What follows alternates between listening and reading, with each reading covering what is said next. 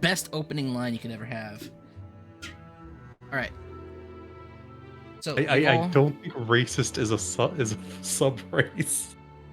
You should set the racism and sexism tags on. Racism and sexism tags. Oh yeah. Because here in Poppy Quest, my world is extremely racist. I don't even know where to do that. Yeah. It was fun. You know, it was funny reading through when I was setting up my sheet. I was like, you know, I might have picked one of the odder races to be a warlock, being that giants aren't like inherently evil. And gambling, because this is D&D, where everything you do is a gamble. All right. So you guys have all read your introductions. Am I correct on that? You all know why you're standing here at this point in time? Just say yes if you do.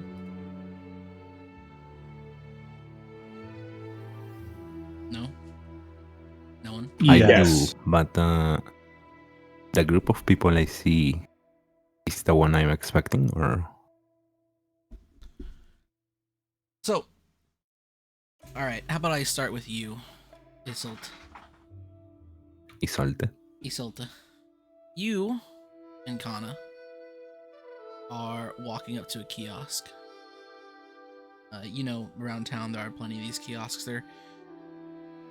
They are to help you gather information, send mail, get directions, get into contact with government officials, report crime, etc. You know them well. You probably came here once or twice to find a direction to a friend's house. And as you walk up to this kiosk, at the exact same time, you see a group of people. A strange collection of people.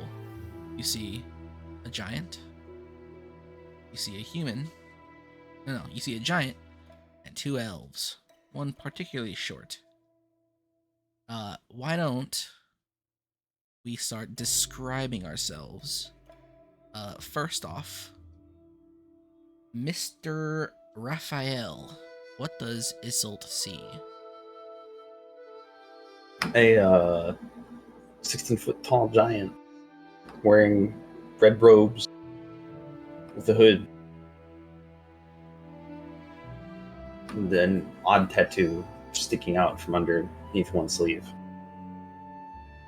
You see a particularly tall giant, 16 feet, one of the more abnormally tall of his kind. A giant height of legend, or at least recent legend. From your studies, Destined for greatness. From your studies, you know that there have been giants who have been reported to be about as 20 or 25 feet tall, even. And then, standing between the giant and the male elf, there is a rather short, diminutive elf. Still, what does Isolte see? What the fuck? I can't tell. Okay, the music. It's going the surprisingly ads. hard there. There are ads on this video. Oh my god. Like, damn, that's an early fight scene. Just download this so I don't have to be on top of it. Blessed by the amazing dice, we have a 4/6 female elf with silver purplish hair in a braid with gray eyes. She is wearing a purple cloak with a quiver of arrows at her side.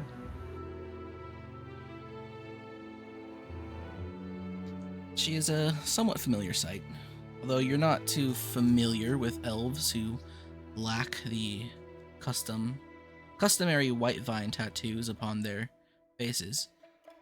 And she is rather short, which is very uncommon amongst the whitevine elves. Your cohorts are, well, they tend to be about your height or taller even. And then beside her is a male elf. Rowan, why don't you describe what Isolte sees? Well, Isolde sees a 5'4" elf with a very heavy 5 o'clock stubble because he has not shaven in several days due to the binge of alcohol that he has consumed. He wears a long brown coat that has tons of chips, meat, and spills.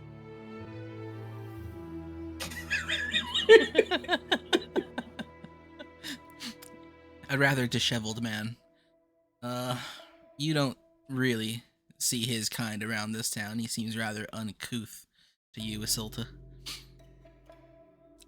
In the corner of your eyes, the three of you see a couple of humans approach this kiosk, which is strange to you from your knowledge of the region. Jinkei should be mostly elvish, but both of these individuals, well, as far as you can tell, both of these individuals have round ears. But, Isolte, what do these people see in the corner of their eye as they approach this kiosk?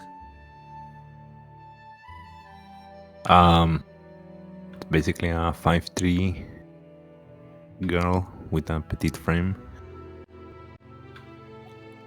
ash blonde hair, and there is she's wearing a Eastern dress, kind of like a kimono, and has a veiled hat on. Yes, and beside her, you will see a somewhat tall and stocky woman. Rich, blonde hair, green eyes that are somewhat vibrant. She is human, and she wears similar garb. From what you can tell, she may be a servant of some sort. But, as all of you approach this kiosk at the exact same time,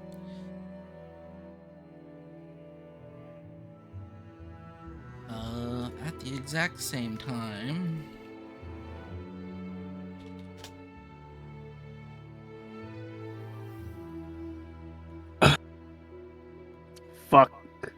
House, we were looking for a cute girl named Rue. I don't even remember where the hell I got that from, but what the hell am I thinking? yes, Raphael, Syl, as you stand here in awkward silence, confused about why you're actually here, your new friend blurts out this line. Suddenly, just out of the blue, completely breaking the silence. Even the attendant at this kiosk is taken aback by this outburst. Oh, did you guys actually hear that? I am looking for a cute girl named Rue. The attendant Ooh. tries to hide their embarrassment for you. Yes, House Huey? It can be found if you just go blah blah blah. She gives you instructions. And she kinda eyes the lot of you. And what would your business there be? I comb my hair with my hands. I have business there. I have business there.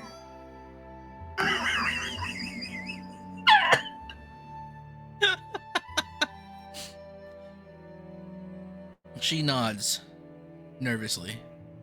Yes, of course. If you pick all the crumbs off my shirt. I could call for a guard or two to escort you there.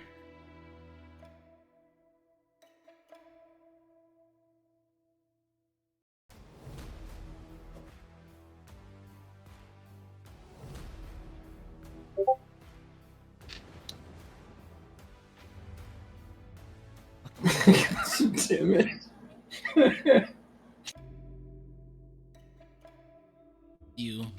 How do you respond to her offering the guard to escort you. Do it. I want to get out of the sunlight. This fucking hangover is killing me. Yes, of course. She walks into the larger section of the kiosk and disappears for a bit. And Isolte, you heard this all clearly as well, just to let you know. It Okay. was a very loud exchange. It was not quiet in the least bit. I will look at Kara and ask, now why would that odd ensemble be looking for Rue? I believe they might have business from the outside. It could not hurt to ask. By the way, guys, have you seen an instrument somewhere?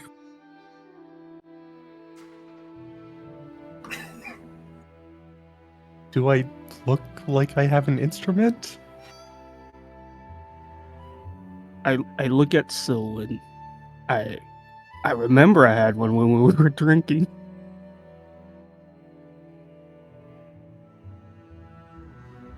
Oh well. Whatever. Get me out of here. Some descriptors might help. Like what More than type just of instrument? Yeah. I will approach the group.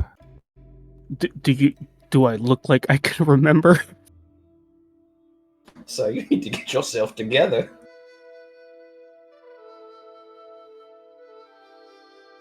I say.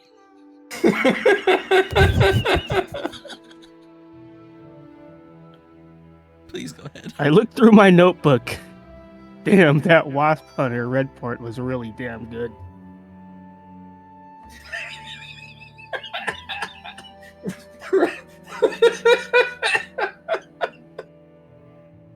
I don't think you've ever had a character that inspires so much secondhand cringe. It's great, isn't it? I pat the elf on his back. It's an absolute mess. We'll figure it out.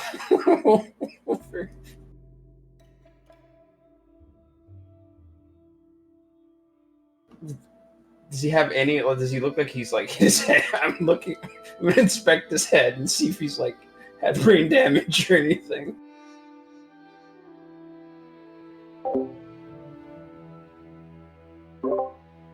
There are no signs of brain damage on this man, but not as far as you can tell, at least.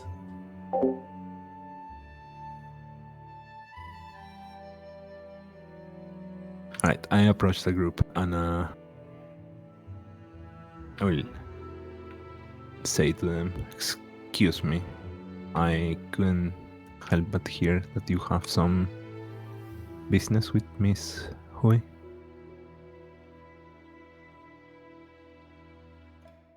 To be fair, after last night, I don't even remember what my business is with anyone.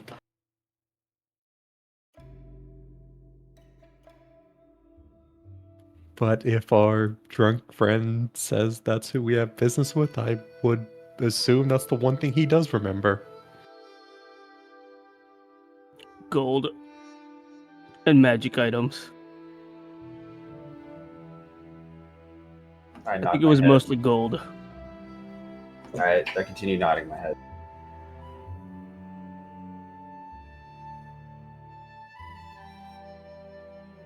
It was something of that sort.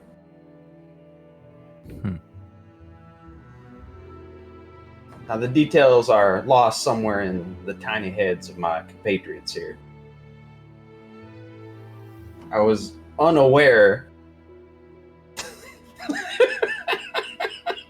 I was unaware they might have forgotten them or not had their story quite as straight before we came along up here. Is the kiosk lady still there? Man, please help my compatriot here. No, she is not returned. Have you ever seen this man in your life? I'm just fucking dying. It's just... The kiosk lady. So, returns. what's the last thing you remember? Syl says, looking up to the giant, while we obviously know about. Rowan is looking for people and is having a bit of a hangover. I really need some water right now.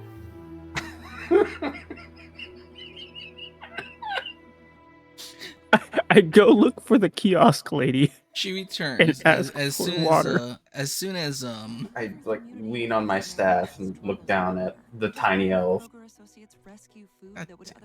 As soon as Syl asks. Yeah, I I love to don't- rescue food. I don't quite recall exactly. I remember you and the other man there speaking about our business today. I recall the magic items and the gold, my main interest. I Remember the gold and that's about it. I assumed you had the details. I came along mainly to assist you lesser folk on account of your small stature and such for an escort. Song is too big to import into fucking. Sure, anyone that tries to attack us will see you a mile away and just turn tail. That is correct.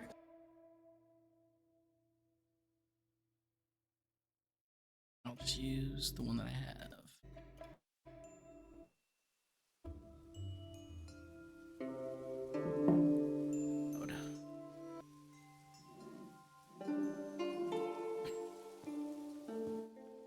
I will turn to the giant and speak in Blackbloom.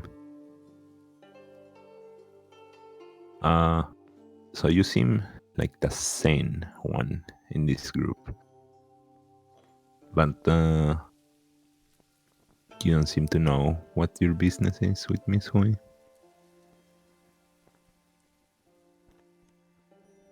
I will respond in Blackbloom. And Also, Poppy, you're muted, by the way. the little one over there, Okay. the little one over there requested my assistance with escorting someone from these parts. Said there was gold. And I had some other business.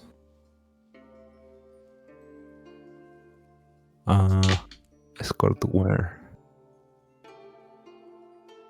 If you don't mind me asking. At this point in time, the kiosk lady returns. If you would just wait about 5 minutes, there will be a group of people here to escort you to the House of Hugh. Can I get some water? Sure. Do you have any coin? I dig through my pockets. I don't even know. As you dig through your pockets, you do indeed find a smattering of coins. You have like 3 coppers and 2 silvers. I hand him 3 coppers. Just, get me like water. She sheepishly nods her head and takes just 2 coppers and then walks away. You will see her ladling some water into a pewter bowl. She'll return to the desk and she will hand it to you. But she does so in a way as though she's like trying to make sure that you don't like make contact with her hands as she hands the bowl to you. Like she's kind of disgusted by what she sees and she doesn't want any of it on her. Perfect. I grab the bowl and pour it all over myself. Okay. It's a decent sized bowl. You Yeah, I pour it all over myself, are trying to wake myself up. rather wet.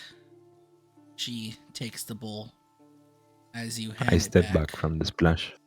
And again, she looks a little disgusted. She does look your way, Isolte. I comb my hair with my hands and give them a smile and a thumbs up. And she replies to you, Isolte, or she says to you, Isolte, in Whitevine, do you need any help, young miss? And she tries to, she's like, even though she says it in your language, she's kind of being shy and quiet about it, like she's trying to keep her words a secret from them. I respond back in Whitevine. Yes, I was actually looking for the same person there. So I guess I will just follow. She looks worried about that response, and then she looks to Kana, who has the symbol of your house on her as a necklace, sort of like a brooch. And she kind of gives her a look, and Kana sort of closes her eyes and bows her head. And the lady at the desk nods and is like, oh, well, if you need anything, you let me know. And she looks to the strange group of people that you're with. And 5 minutes. You just stay right here.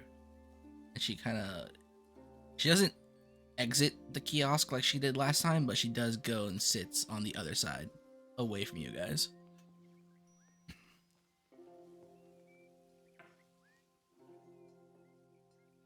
Okay, now that I'm mildly sobered up, Are you like this when every are we time you going? drink?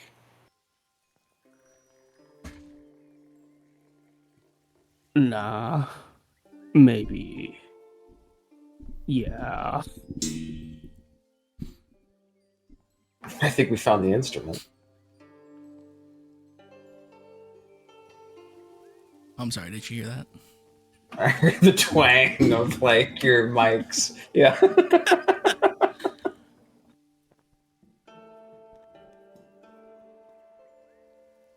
Do you need to dry off, or are you good? And just looking at him while he's dripping water. No, I'm waking up. I'm doing good. Damn, I only have 3 silvers left? Fuck. I'm gonna make a mental note to like look into an illusion to hide the more unseemly parts of my friend here. You mean his whole body? Just making disguise other. I take off my long coat and just shake it off in the outside. Just get all the crumbs and shit off.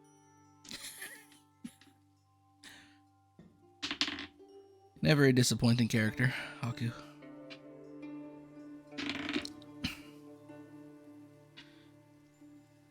So, did I tell you guys about Valulu? Who? I think you may have actually missed a head injury on him. I'm gonna lean down and look really close at his head. Why don't you give me a medicine check? Let me see what medicine is. That'd probably help if I opened your guys' character sheets as well.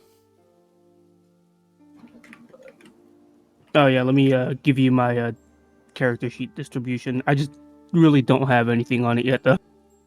That's fine. Save it until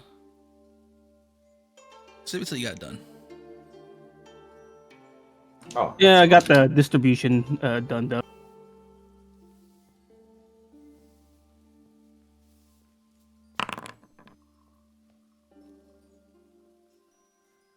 You have 10 medicine. That's not bad. Oh wait, no, that's plus 6 medicine. Never mind. That's awful. Yeah. It's horrid. Yeah. Yeah, you look around at his head. I mean, if you feel his head, right? If you feel his tiny little elven head in your giant hands, it might feel like there's a tender spot here and there, like you might have, bumped it somewhere, maybe on a door frame, or when you're hanging out on a chair and you're just tilting it back and all of a sudden it falls underneath you and you're like, damn, I shouldn't have done that. And then you get up, sit back in the chair the exact same way you used to. That might have happened once or twice, recently, within the week. But there's no definitive proof of brain damage. Not that you can tell. Does Rowan have a collar?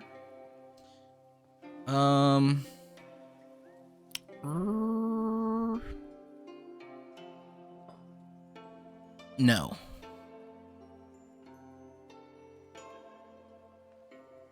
Well, no, he doesn't visibly have a slave collar.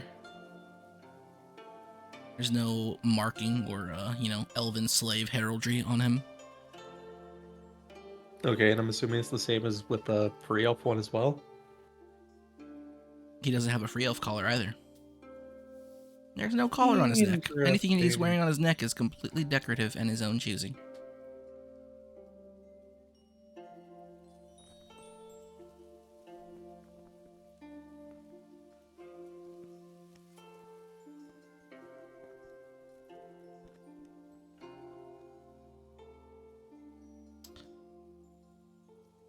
Where am I?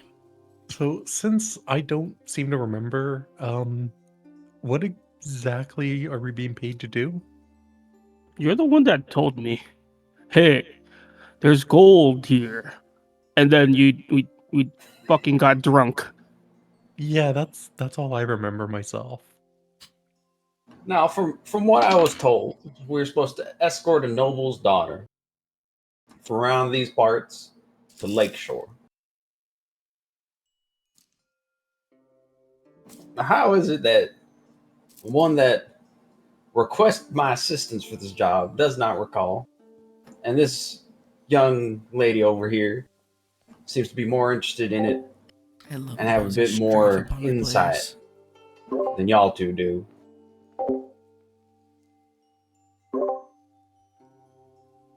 Wait, where the hell are we right now?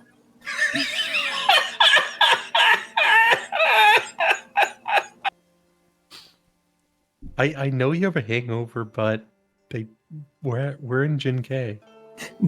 Boy, you got something worse than a hangover. What was in that alcohol? I quickly go to the kiosk, girl. It was some medicinal grade stuff. That wasn't no normal alcohol I ever seen. I ask her, where's your best taverns? You're not drinking. She sheepishly from the other side of the kiosk. Are you staying here for a time? Yeah, I am actually trying to chronicle several different weird drinks. So, I take out my notebook. Do you have any places you could recommend that has the nastiest, weirdest, or strongest drinks that you have? It doesn't even have to be alcoholic. She looks like she desires to not respond to you. Especially when you start calling things weird. Well, there is a tavern for travelers. If you want to go down, and she gives you a set of directions to find this place. But I cannot speak for their drinks. At least, I wouldn't have called any of them weird. Brush it off. That's fine. I'll figure it out on my own. What about potion shops? Medicine men? Alchemist?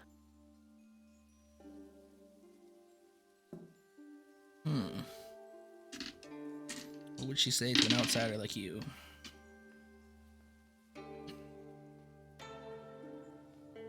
The Whitevine clan is well known for their discovery of various kinds of medicine and are the number one purveyors of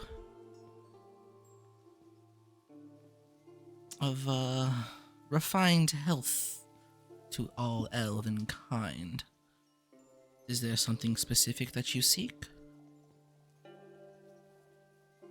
Nope. Just the fact that you told me that there's several great drinks around here just means that I'm in the right place now. You have 3 silver. What are you going to buy?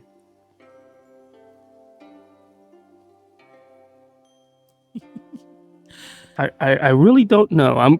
We're gonna cross that bridge once we get there. Around this time, you'll hear the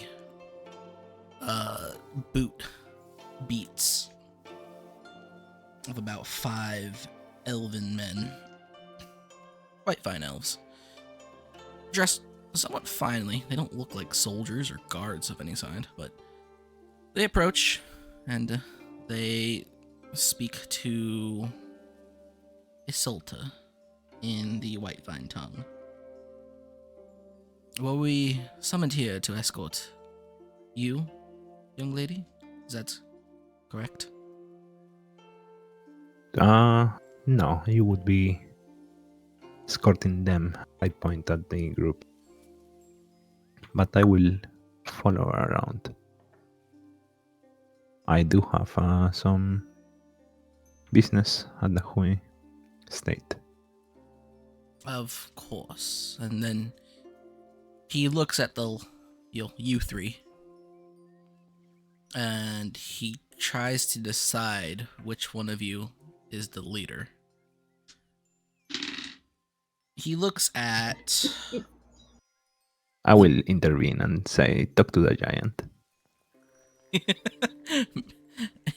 he does sort of look at you. He's like, I was going to trust a fellow clan member as well, the coalition member. He looks at you, Raphael, and he starts to speak in the outsider tongue, Blackbloom outsider tongue.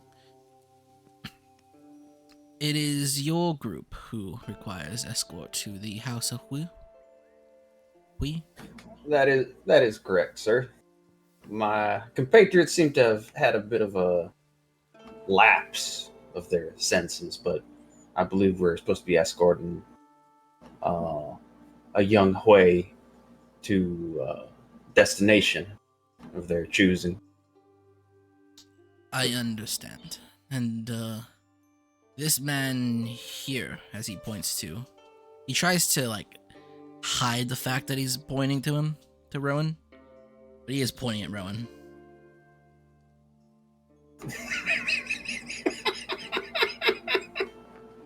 Is this man befitting of this place? He will not cause any trouble with you. I'd like to think he won't. He's a bit under the weather. Might have bumped his head, but he should be fine. If he causes any problems, I'll take care of him. While you are an outsider, you are a member of the Rose. We will remind you that public drunkenness is frowned upon here in Jinkai. I grab Ron's shoulder and I'm like, did you hear that? Public drunkenness is a crime around these parts. Well, good thing I wasn't public drunk, just hungover. Good thing indeed. Now, if you and your friends will follow us, we will lead you to the House of Hui. Lead on. Wait, it's pronounced Hui, not Hui? I have no idea how It's it's Hui. pronounced. Hui.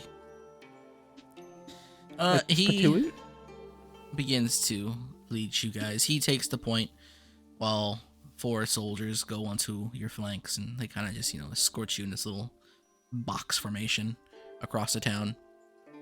It takes a while. It's probably about 20 to 30 minutes of walking. But eventually you will find yourself in front of a very fine estate, a very large estate.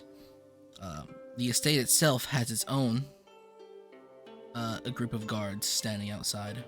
They are dressed in similar garb to the guards who are currently escorting you, but these ones have a mix of red sashes and golden linings on their clothes. You, Isolte, will know that this is sort of the trim of people who are of a higher caste. It is quite similar to your own. Mm-hmm. The guard goes and talks to one of the men standing at the gate. They exchange some words in the Whitevine tongue. Isolte, if you wish to know what he's saying, you can. Sure, I will listen. He's telling them exactly what he was told, that these people and I forget the word for esteemed human, are here. Sasha.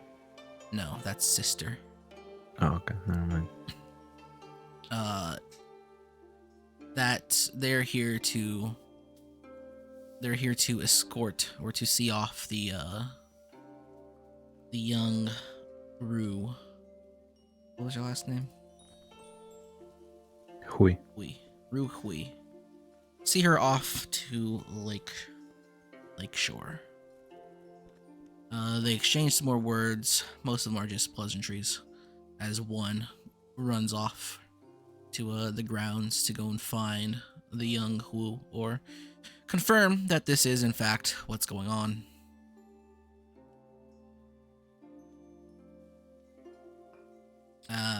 After a while, the guard at the front, the guards that escorted you here, they will return to your group and they will tell you, or they will say that while they sort things out, we have other business to attend to. Then he looks at you again, Raphael, and he says in the Blackbloom outsider tongue, make sure you keep these ones under control. And he leaves. I nod my head. I elbow Sylvan. It's not even her name, though. Really? Yeah. Oh. I don't. I elbow that short one.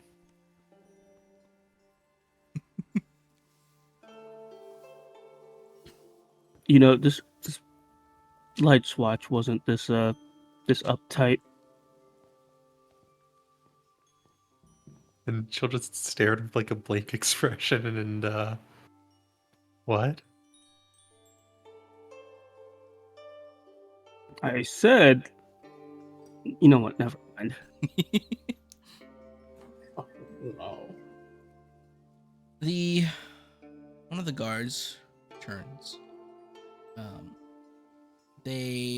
He talks in a bit of a heated exchange with the guard at the front.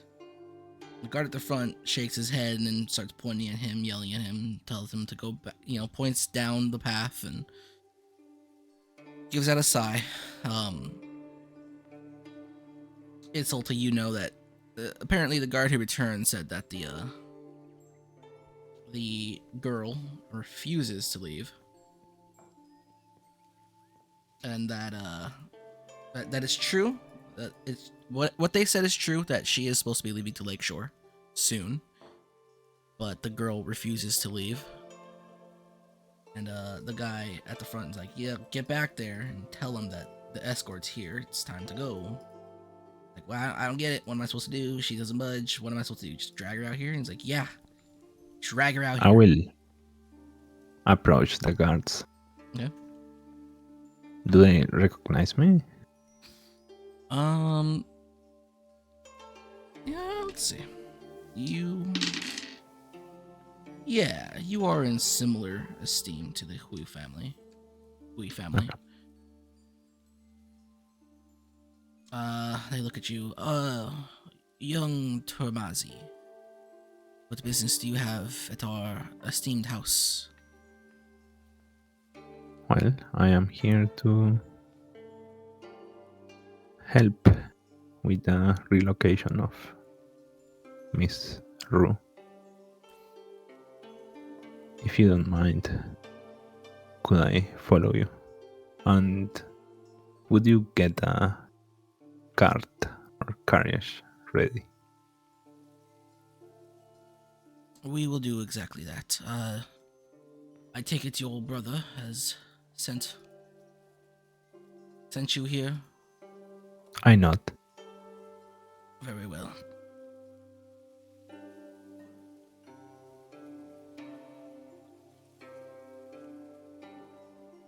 What's his name? Turin? I believe Turin has always been an ally of our family. It is ashamed that there's so much friction in this recent enterprise. He opens the gate and he points at one of his guys, and when that guy becomes the new gate guard as he invites you in.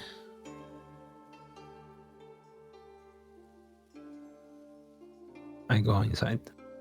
Okay. The three of you watch this happen as if it's all natural. The party's already split. I love it. You walk down the pathway to the House of Hui. It is quite a fine estate. It's much nicer than your own, even though your families are in relative esteem. Both of you have families who have served in the War of Man. Both of you have families who have devoted their lives to enriching Whitevine knowledge and technology. But the Hui family seems to be sort of a cut above. At least that's what it looks like. That's the feeling you get just by being here.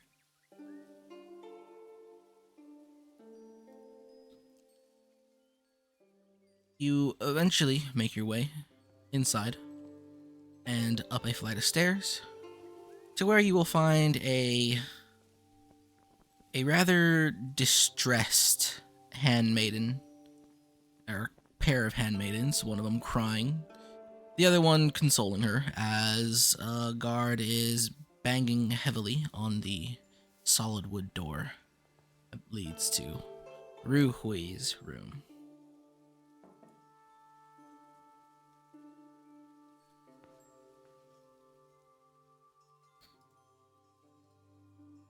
As you can see, young Turmazhi, we have had some troubles here recently. Well, like I said, this exchange has a great amount of friction applied to it.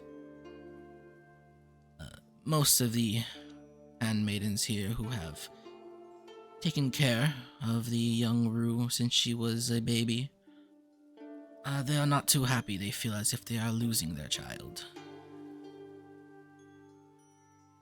They too resist us. But the master believes that this would be the best opportunity for our house. And that opportunity will spill on to you and your brother as long as this deal is made. If you believe you can help, please, by all means. I nod. So I'm guessing the room is not accessible right now, right? No. At least you see a guard banging on the door, like he's shouting expletives at the door, and he, blames the two handmaidens on the side over here for not helping.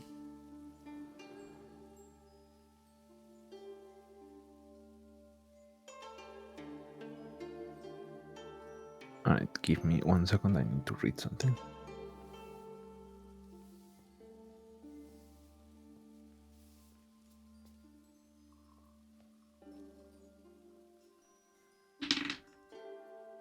Alright, I will ask the guard to kind of like announce me or like ask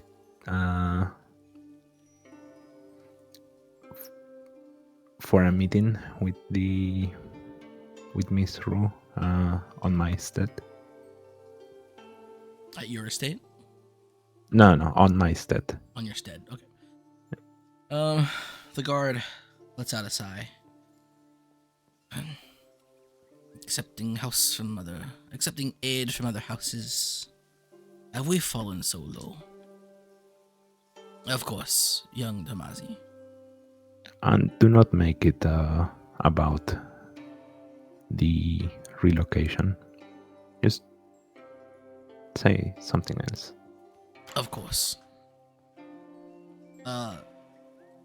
He straightens himself up into a little like formal, upright stance, and he expresses the he states, Lady Ru, we have an esteemed guest to our house. The young Turmazhi has come to speak with you.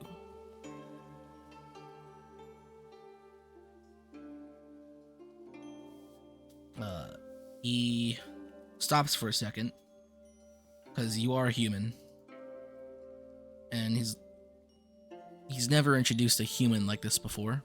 It's a very rare circumstance. The noble lady of the Turmazhi house has come to speak with you, daughter of Urzan Hui.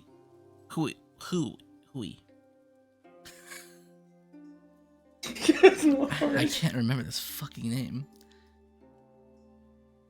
And then he steps aside and he sort of gives a bow to you.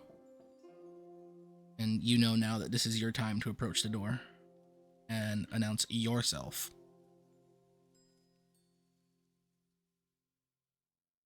I approach and I just say, good morning, Miss Ru. It is Isolte from the...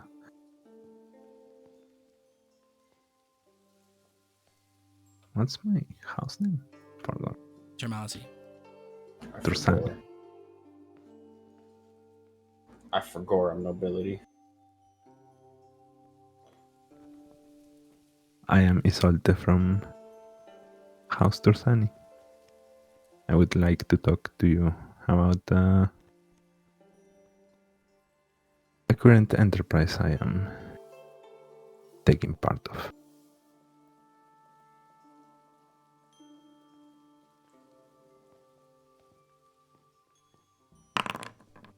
You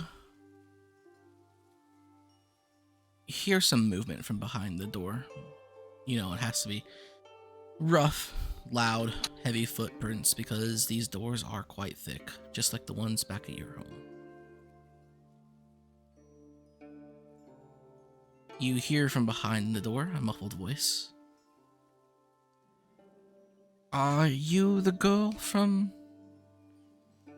Are you the one that I had classes with back when we were young children? Yes, I am glad you remember. The human girl. Yes. She creaks the door open ever so slightly. The guard tries his best to keep that bowing pose as you hear grumbles coming from him. You wish to do business? I not. Please, quick, come inside. As she opens the door just wide enough for you to squeeze through. I get in. What do I see inside? It's a rather nice room. It's very similar to yours. However, although I don't know what Isolte's proclivities are in terms of decor, hers is extremely feminine, and like there's fluffy white things all over the place. All sorts of plush toys. Aside from the one like gigantic suit of armor all the way in the back, which looks like it looks like it's meant for a average Whitevine elf, but it's incredibly bulky. And it also looks really fucking mean. Like Guts' berserker armor while active. Kind of mean. God damn. It is a gnarly piece of metal and leather. Aside from that, like a standard Is she alone? noble girl's room. Yes, she is alone. All right. I enter and I bow to her. She bows back and she moves over to a table, cleans some things off of it, and offers you to sit. I take off my my veil, and while I'm going towards the table, I look at the armor and just complimented it. Like, it's a very impressive set of armor. It is of a special design. I was hoping to work on it here, but my father feels like I need to marry some Western noble. And that would put a...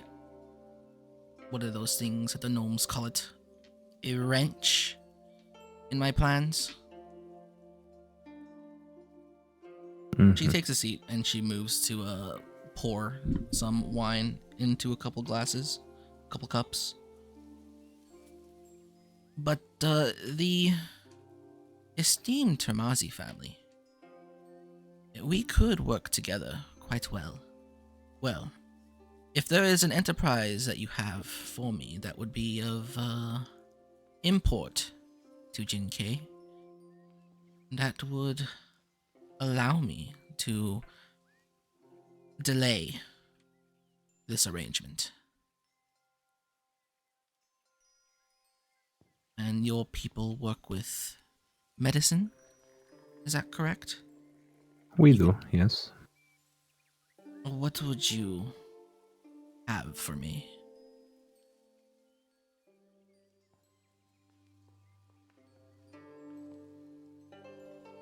Well, we have recently come around a new how to explain this? It is kind of like smelling salt. This is off character, by the way. That helps warriors like get a second wind, Amphetamines? kinda. Damn, dealing the skooma. Moon sugar. Wait, you said that was all out of character? Yeah, I'm trying to explain to you what You're I'm trying trying to to explain tell to her. Yeah. Yeah, I mean, smelling salts, drugs, ointments, ancient Chinese medicine. I mean, what you Alright, explained to so- me probably works to explain character. Alright, then I will explain the same thing to her. And I will kind of roll, kind of be persuasive about it.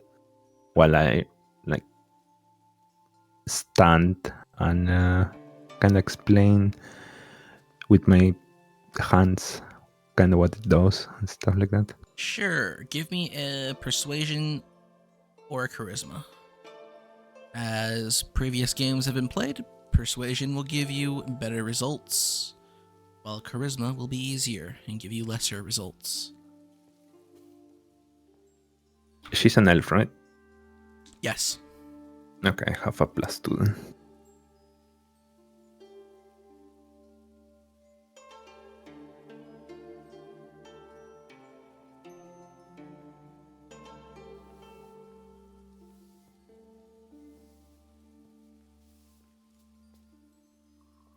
While this is going on,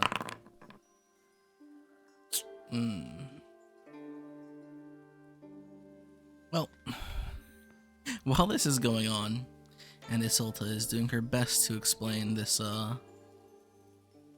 is this for real or is this a made up thing talking about. It is a makeup. I mean, it is kind of real, but I'm not really interested in doing business. I'm Of just course. Okay. trying to get close. Right. While you're doing this, outside, what's happening with the party? The rest of the party, the Three Stooges. The Three Stooges are. I'm waiting patiently and keeping an eye on my two elves.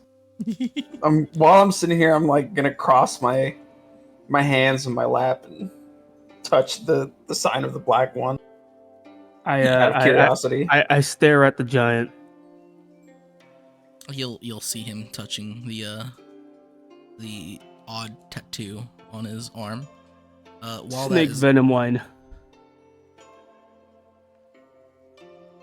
Huh?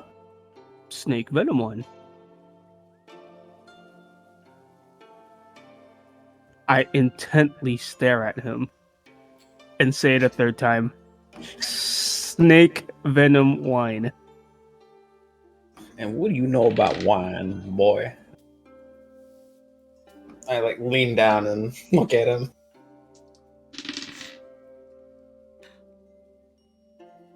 I need to know where it is. Says giants make it.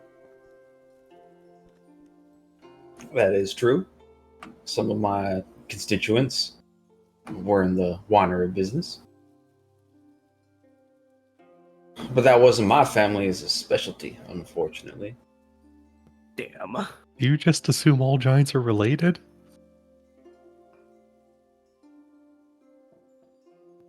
No. Then why would you assume he knows where you can find snake venom wine? Did you not just hear him? He knows what it is. Yes, but you assumed he did. And we're past that. My assumption was correct. As you guys begin having this argument, the the human woman who was walking alongside the other girl who disappeared into the estate walks up to the three of you. Did you say you were looking for snake venom wine, Mr. As she bows to you. Rowendell. Mr. Rowendell. And then I show them my I search my pockets for one of my emblems for my research lab. Do you have a pocket full of Kalulu emblems? I have one somewhere here. The others are filled with wrappers, I guess. Wrappers? Candy wrappers? Sir, you are a mess. Yeah, you reach in. The first pocket you reach into has your cursed symbol.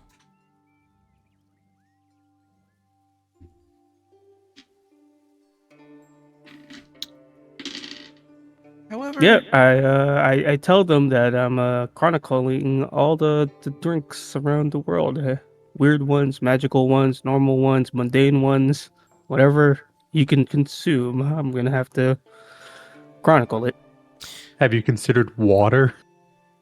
I'm gonna interject here and be like, that is true. My compatriot here is in desperate need of some water at this time. He will be chronicling wines a bit later.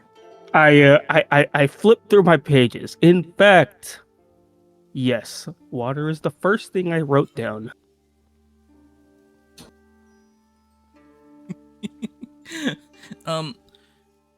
She looks a little confused. It is wet. It is clear.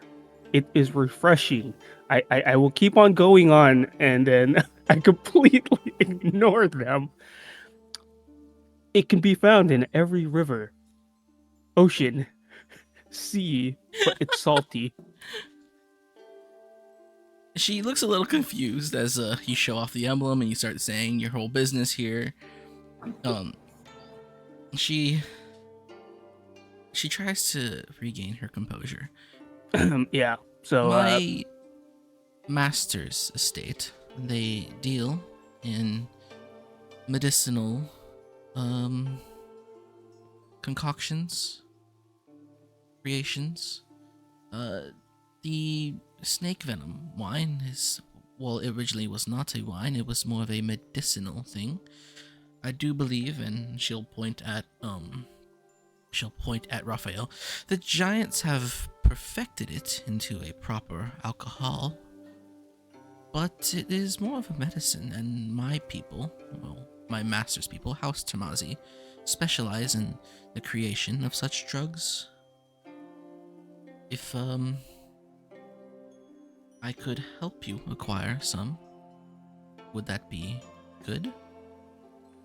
I straighten up my vest and my jacket. I have no money. I have 3 gold. I have 3 silvers to my name, but I can provide you very good research services. A Kalulu promise. She raises her hands No. and no, in like a negative kind of way. And well, if your reasons to be here align with my young master,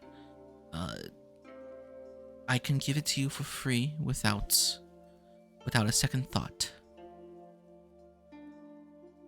Is it something No. that can get him drunk? Wait a minute now. Mr. Rowan. What's the name of that wine in the native tongue? Is it wine you're looking for? Out of curiosity. I stare at him.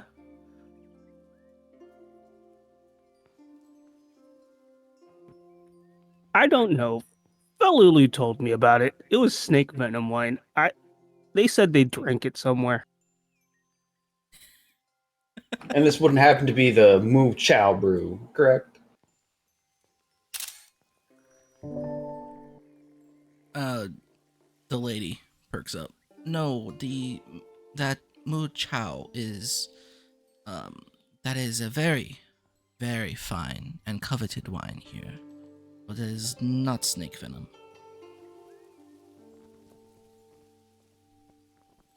It is I a see. proper drink.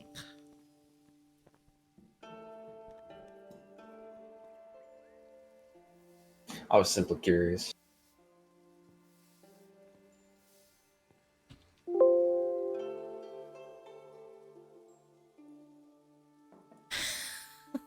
Jesus Christ. Three Stooges. I love it. I say. I was committed to it. I was like, "Oh, we're Cajun. We're gonna be Southern gentlemen. We have the intellect to be a Southern gentleman. We're gonna do it." I say, Mr. Rowan.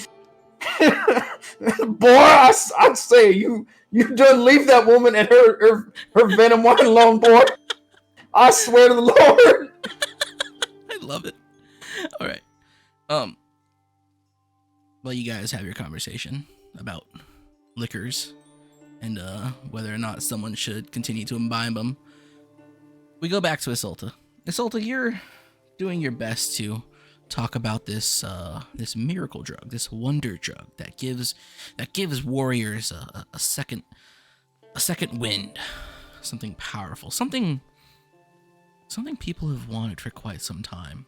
While the prospect of this miracle drug seems to perk the ears visibly, you see a wiggle in this Whitevine girl's lop ears as she likes the idea. She likes what she's hearing, but this is not the first time a Whitevine has tried to create such a concoction. As a matter of fact, her family has been working with a series of Blackbloom Earthborn alchemists who are also trying to acquire the same medical technologies.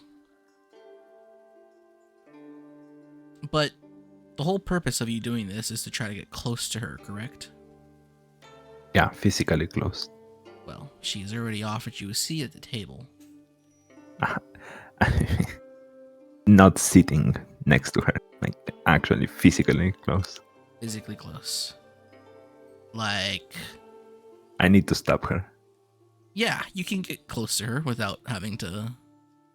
Even though you fail your persuasion check, you can get close to her and stab her. Right. I will take one of my needles, which is in like the arm part of my dress. Mhm. And when I like pass close to her, I will just stab one of her first fire meridian points, which should sedate her. Yes. I did not do research on magical Chinese pressure point voodoo.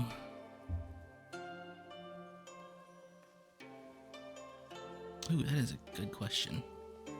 I can give you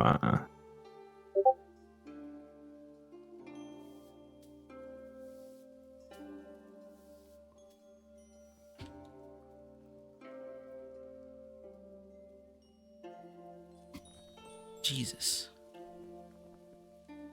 yeah, it would be one of the red points. One of them? Is there a specific spot?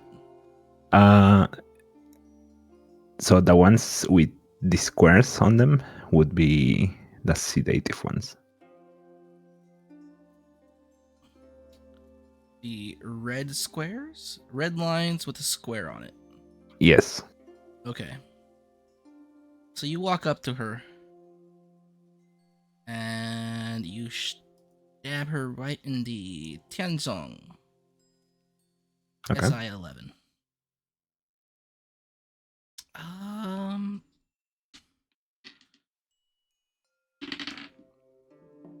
Yeah, she's in a fragile state. You can get that off, and the desired result will reflect. You hit her with the magical Chinese voodoo acupuncture.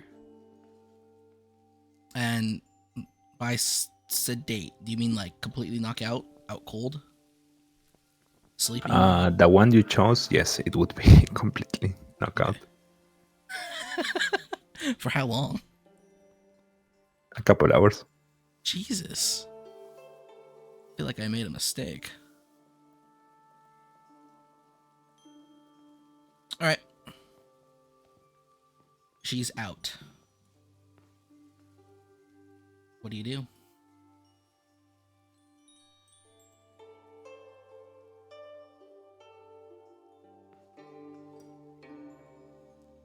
All right, I will take my needle back and kind of act like there is a commotion. Kind of like Miss Rue, is everything okay? So that I'm heard outside. Okay.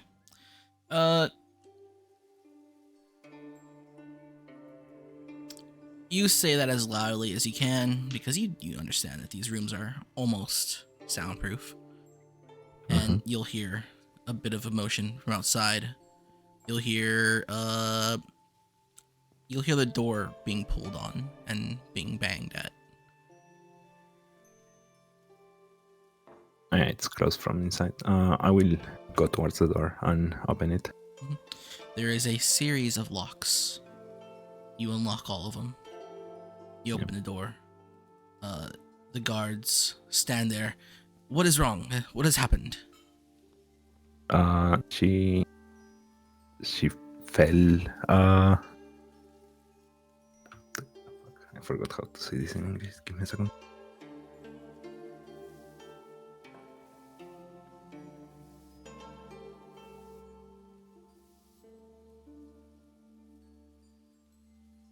Okay, she fainted. Out of nowhere, we were drinking tea, and she just I don't know. The guard who was banging on the door, he seems worried, rushed, in a tizzy, flurry. frenzy? No. I checked her.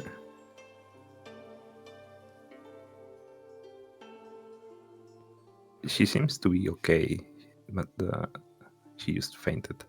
I look at the guard that brought me here and just make eye contact like... He gives you an assuring nod.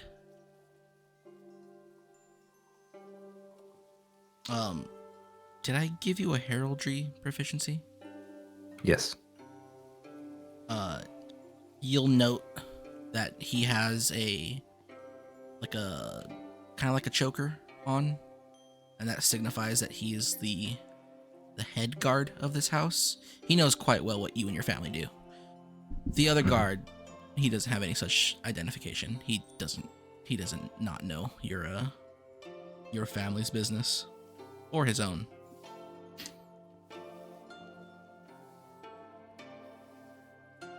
He walks up to the other guard. You should go and prepare the carriage. Miss Turmazhi, her people are skilled in medicine. She can take care of her from here, and when she is better, we will send her off. The guard stands up, bows, and he runs off. The two handmaidens, they are standing in the threshold of the doorway. One of them still crying like she's about to lose a child, and the other one is, she seems very... She's now more upset, visibly upset than she used to be before. Before she was just consoling the crying one, now she's like, you bastard, kind of look on her. In the following or preceding like 15 minutes, the head guard will help you bring Rue to the cart and will help you get that cart on the road. Is there anything you wish to do in that time? No, I will just put my hat and veil back on. Okay.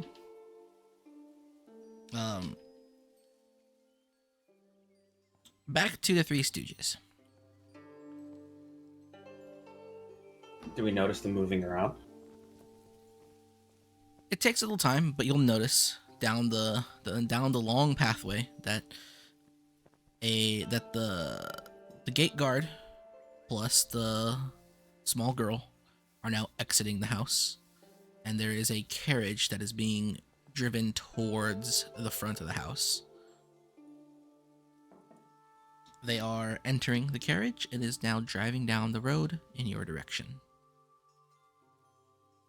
Also, throughout all this, Silwyn, you at one point in That's not even time, her name. Sil, at one point in time, wait, is your name just Sil now? Yeah. Okay. I forgot about the AIDS cancer. You go through your bag and you find that bottle of there. You had a very fine bottle of wine in there. It's now completely empty.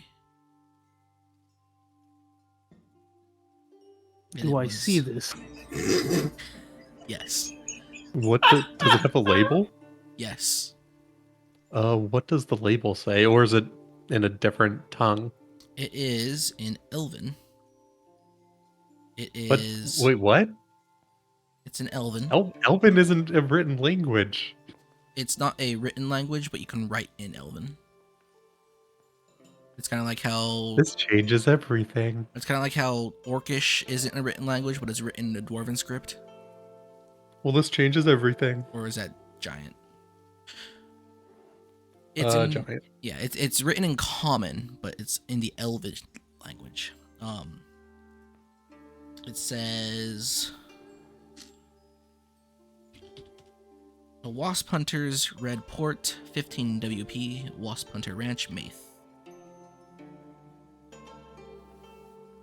Though you don't remember the exact day that you got it, you do remember being handed this wine from a friend. Or at least someone who had respect for you and vice versa back in Maith.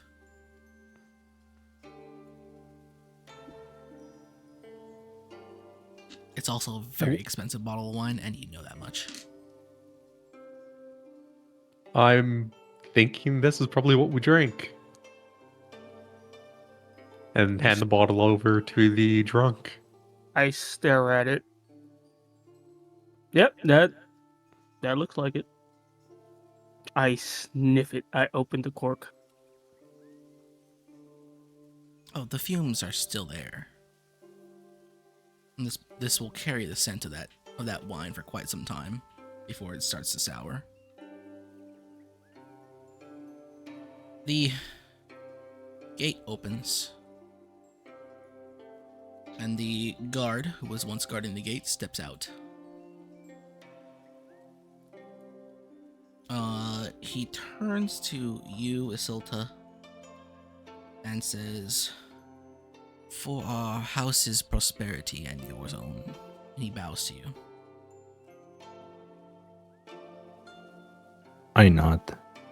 Please take good care of her, at least until the job is done. I will.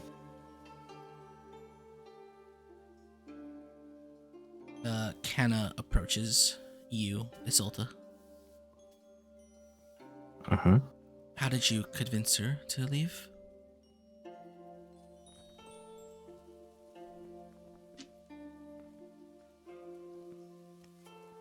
I pick one of my needles. Of course. You have been trained well. Now, are we going to leave, or... She points to the three standing over there. You know, and someone is just going to snap her fingers. There you go. Use the bottle. There's your instrument. Problem solved. I can think of no instrument that would suit you better. I'd rather drink it. I hand it back to Syl. What am I going to do with an empty bottle?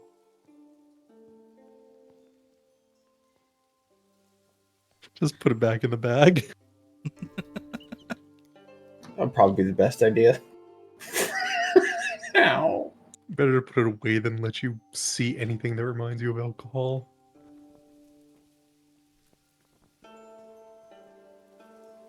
I shrug it off.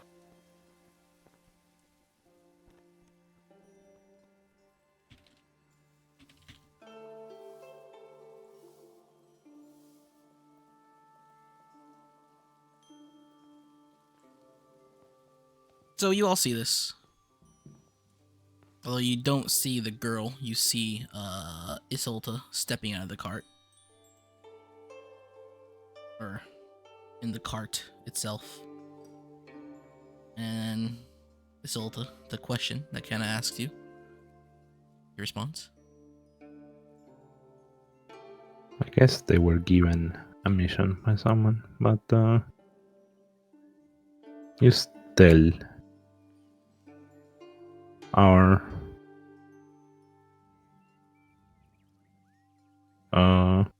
compatriot that he is free to follow the cart as it is going to it where it needs to go. Of course. Kanna returns to the three of you.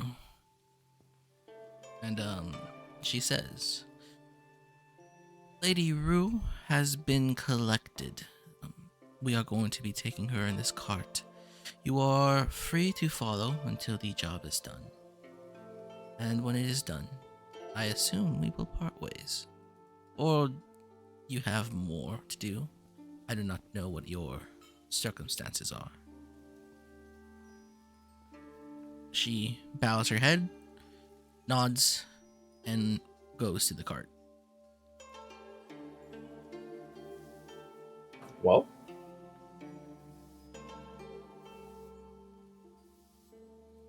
I suppose I it's time. elbow Syl again. Hello. How much gold are we getting? You're not spending it on booze. 50. Each? Or total. That never came up in the negotiation. Oh no. Okay.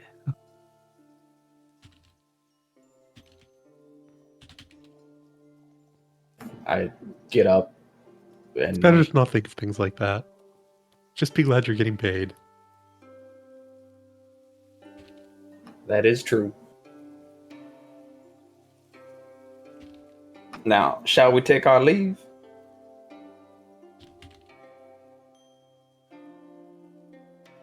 Yeah, let's go.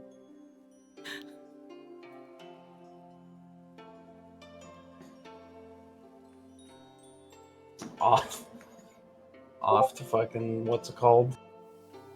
Lakeshore, I suppose. Okay. Isolde, do you or Kana direct the cart?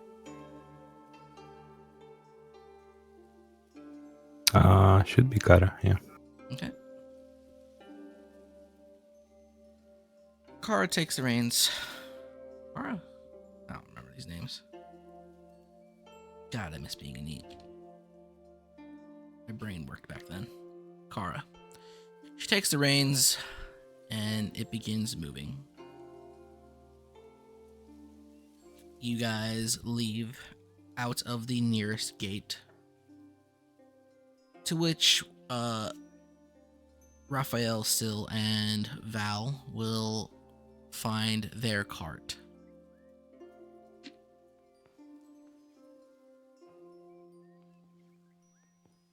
Although, Yep, I am following. right? You ride north.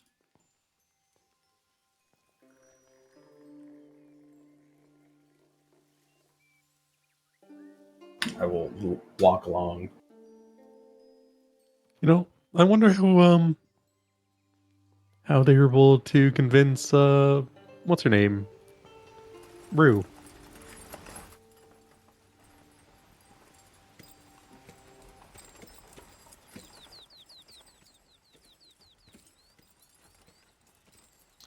This grade is much too large. Yes, it is. I love the distance from Jinkei to Lakeshore being 10 feet. It's quite far. Again, I am not a master cartographer. Nothing is to scale. You guys begin traveling up northwards towards Lakeshore.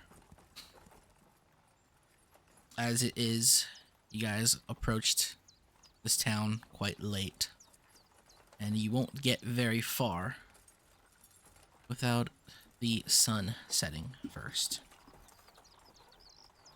I would say somewhere after the sun is completely gone. Isolta, your captive awakes.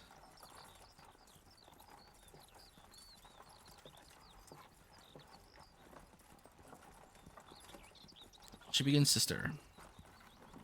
Shakes her head a bit. Where am I? What have you done? Hey, you're finally awake. Good lord. Is the moon out yet? Yes. Is it full? Yes. Alright, so my eyes are not as scary right now.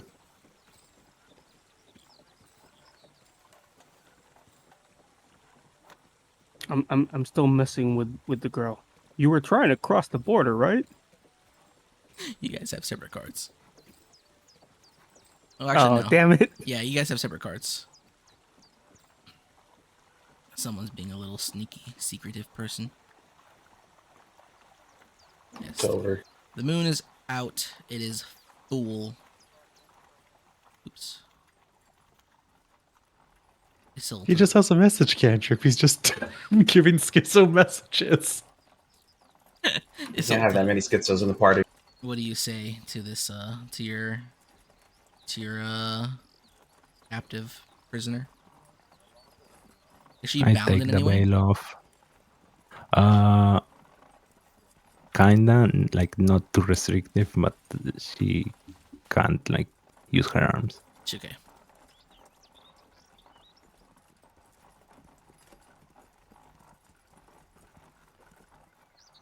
Okay, you take the veil off. And I will just look at her eyes and don't say anything. Now describe to me what she's seeing.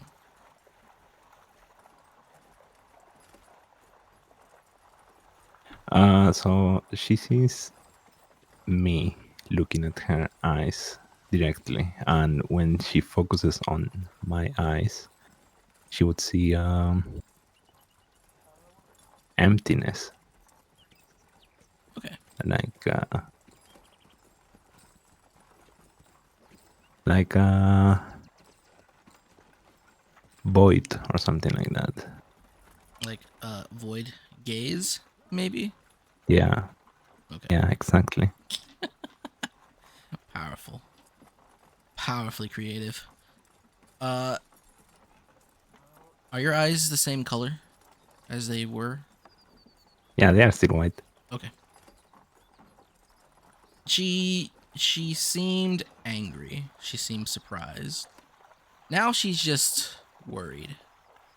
She doesn't know what she's gotten herself into. But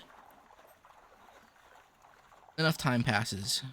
It is much too dark to travel.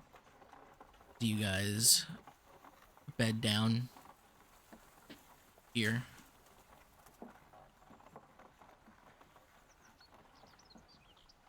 How far is Lakeshore between Jinkei? Very far. Pretty far. Yeah. I'd say That's like, what Like it'd be 10 time to feet. Stop.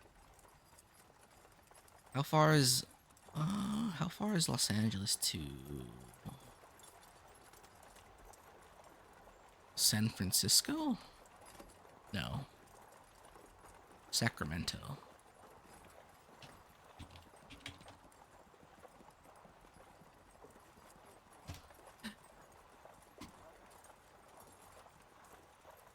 I don't know. I don't live in California.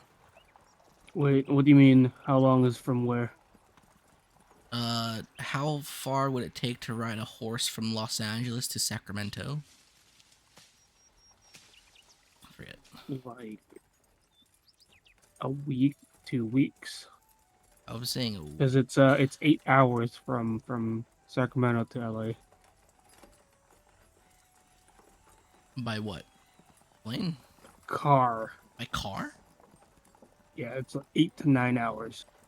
It says it's a 426-mile distance, and the carriage is about 10 miles on average. So 42 hours. Okay. I guess that seems perfect. So a few days. Glad Yeah, I didn't basically choose like Seattle. 3 days of travel.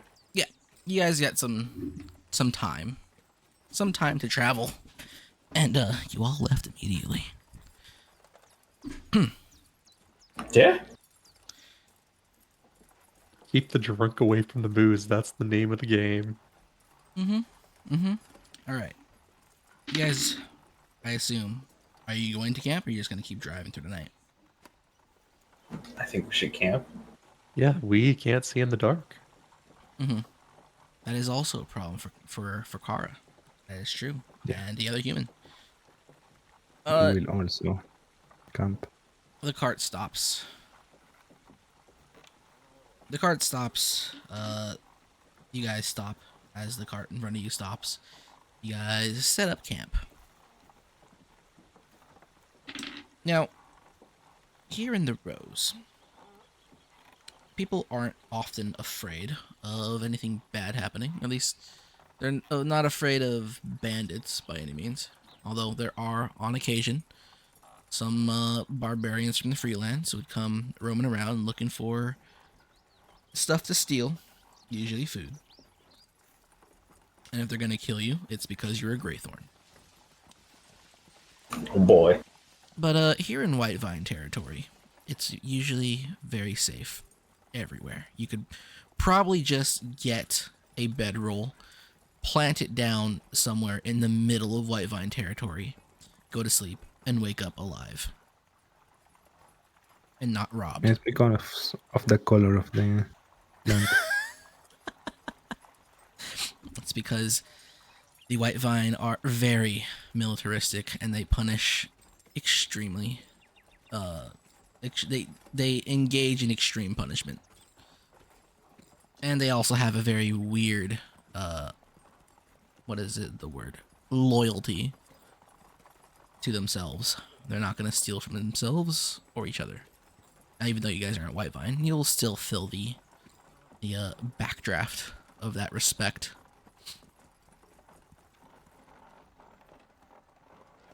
So you guys don't really need a guard. And there aren't really any predators out here. You're not going to be eaten by a coyote in the middle of the night. So, Damn it, there goes the coyote suicide. yeah. It's over. So you guys can just go to sleep. If you want. I'm not saying you can. I'm not saying you don't need to set up watches, but if you want to, it's up to you.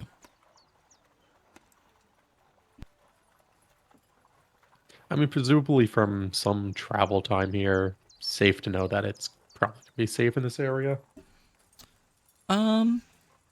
Actually, I will approach the group and was tell gonna them say- that we should set watches, not for external reasons, but to keep our guest with us. What do you mean by that? yeah, that was a long hesitation on calling them a guest.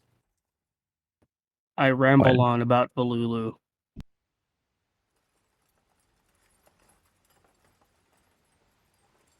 I'm gonna Well, if you- get physically closer to Rowan, like inch by inch closer. Well, if you have all that energy to yep, you can take first watch. I will take first watch. I'll tell all the ghouls and ghosts and goblins around here that come attacking us about the greatness of our Valulu. What's a goblin? What's a Valulu? I will stop Rowan on the. I yap and yap and yap and yap and yap and yap. Certified yapper. All right, so you see the circle point on the elbow.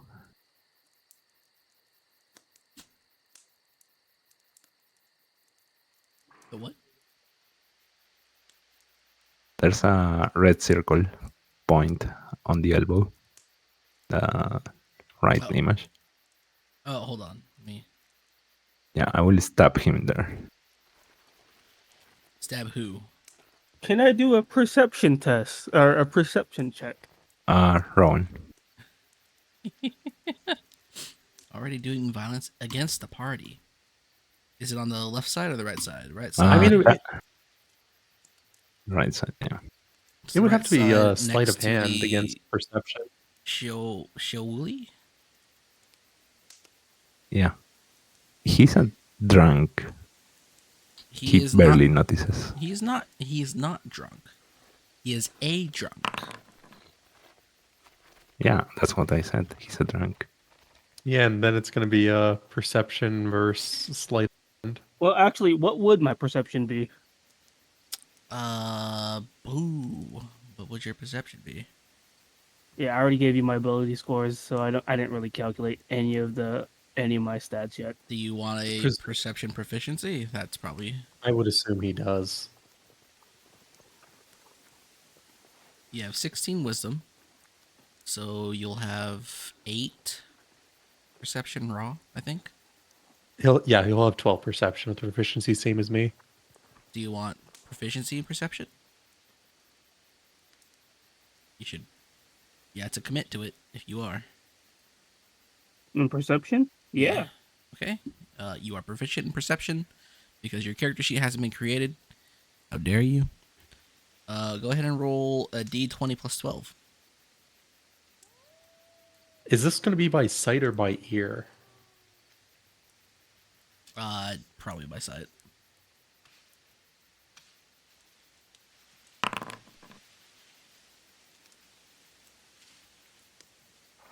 Is this your new token, Haku? Yeah. What would he see? Let's Well, see. I think it'd be sleight of hand versus, wouldn't it? Well, what is it? Are you trying to stab him secretly? I mean, kind of fast. Well, you gotta remember, Rowan's on watch right now. He's still yapping, but he's still on watch.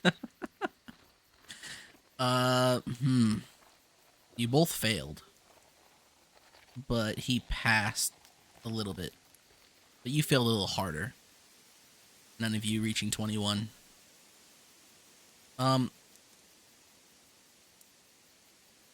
Isolte. Wait, are you using... Which character sheet are you using right now? What do you mean? They have different dexterity. Yeah, but aren't you just attack? Wait, are you doing a sleight of hand? I mean, yeah, it's kind of You're trying to be secretive. trying about to the stuff. hide it. Yeah. Mhm. Okay. All right. And I'm not the one making the roll. You are. Oh, Is that D20 plus Yeah, 9 roll. your roll? Oh, no, that's not. no, that was something else. Well, then you can roll your thing. What are you waiting for me for?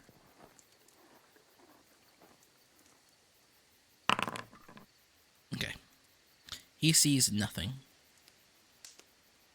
As you inch towards him and you jab him right in that little elbow point. What does this do?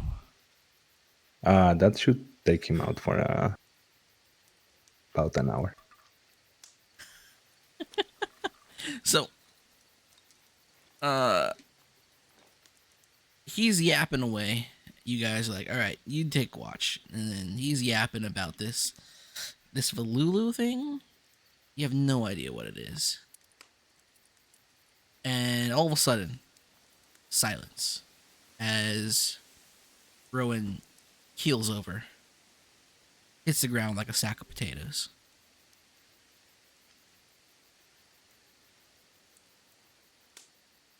If any of you were Guess looking the in this hangover direction, got to him. I halfway through setting up my own like bedroll, I'll go over and try and figure out what happened to Rowan.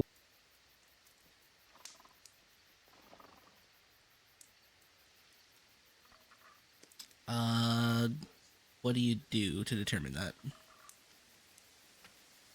gonna go see if he's asleep, dead, or if he yapped himself to death.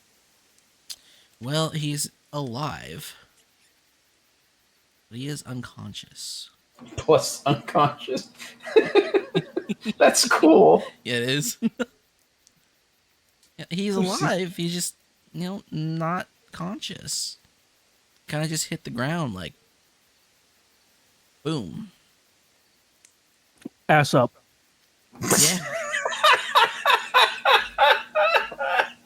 Yeah. The Johnny style from Metal Gear Solid. Yes. My fucking bard is Jacko posing in the forest, man. So, It's over. who's taking first watch then? Do I see why he passed out, or If you weren't looking in his direction when it happened, no? no. I wasn't looking at him at all. I was getting ready for bed. Well, he's just out. I'm gonna pull his bedroll out and like lay him down in there. All right. You tuck the elf into bed. this weird mess of an elf. As for the rest of you,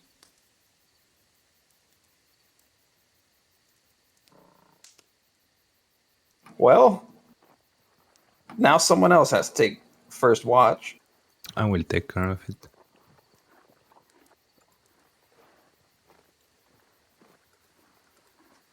I nod and head back to bed. Well, I guess you can decide who takes a second watch. Just wake them up. And then set up a bedroll and doff the chainmail. okay. Isolte, you take the watch.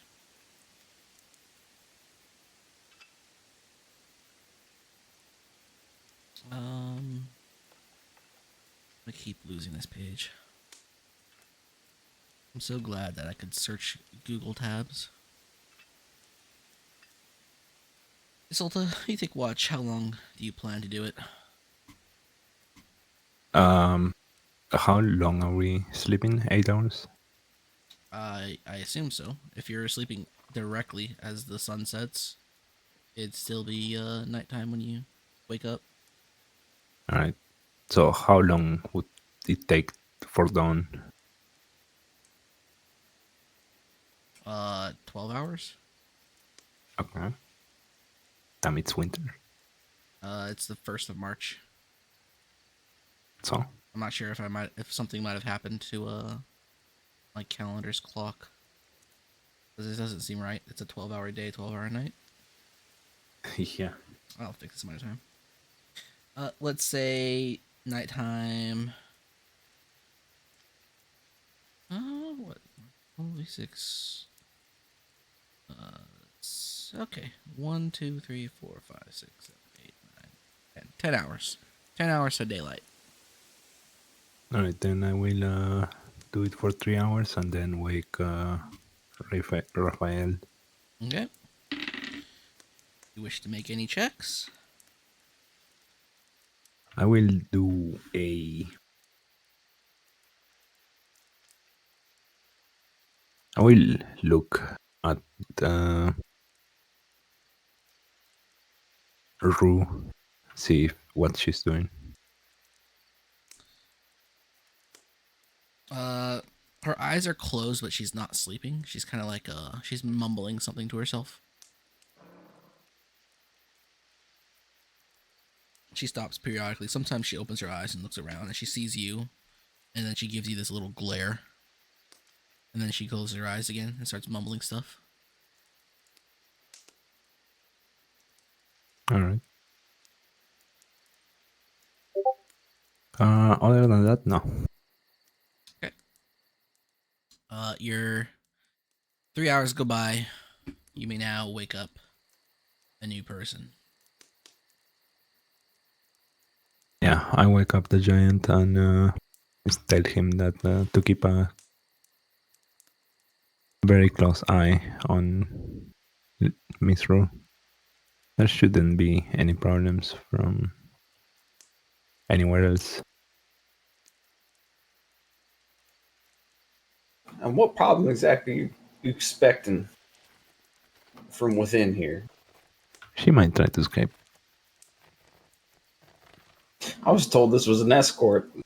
I didn't expect a prison detail.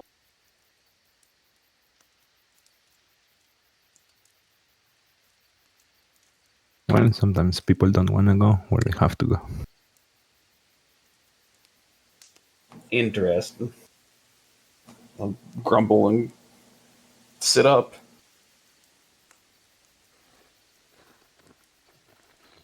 All right. You get up. Yeah, begin taking your part of the watch. Do you wish to make any checks or do anything at this time?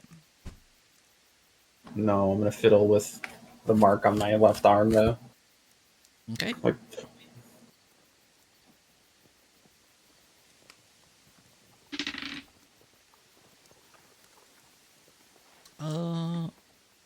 off in the distance, the far distance, what feels like a very, very far ways away, you hear the howling of wolves. But as a Blackbloom, you know that the wolves in this region are generally not harmful to bipedal creatures such as yourself. I also have nature proficiency. Mm-hmm. That doesn't matter. It's just general knowledge. The wolves here take from animals, not from humans.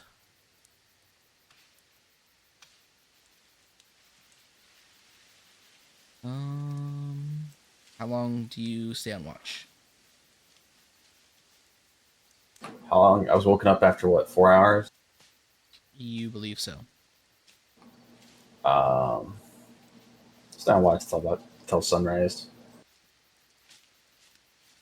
Sunrise isn't for another 2, 3, 4, 5, 6, 7, 8, or 8 hours. I fixed my clock. 8 hours? I fixed my clock, yeah. I will stay awake for then 4 and either go wake up the yapper or wake up the elf. Right. Your time has passed. Do you wake up the yapper or the elf? Or the not yapper? I'm gonna go check on Rowan and see if I can wake him up. That's a good question. Rowan, why don't you make me a make me a will power check. If you pass the willpower check, then you will wake up from your stupor. That'll be a d20 plus 16. If you don't, you'll just continue to sleep. But you'll be a normal sleep, not a Chinese voodoo sleep.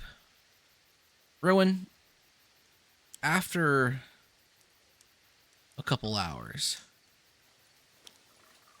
you wake up. Let's say, actually, you wake up around the same time. At the same time, you'll notice Raphael wandering about on his watch, fiddling with his weird tattoo. Fuck, I feel great.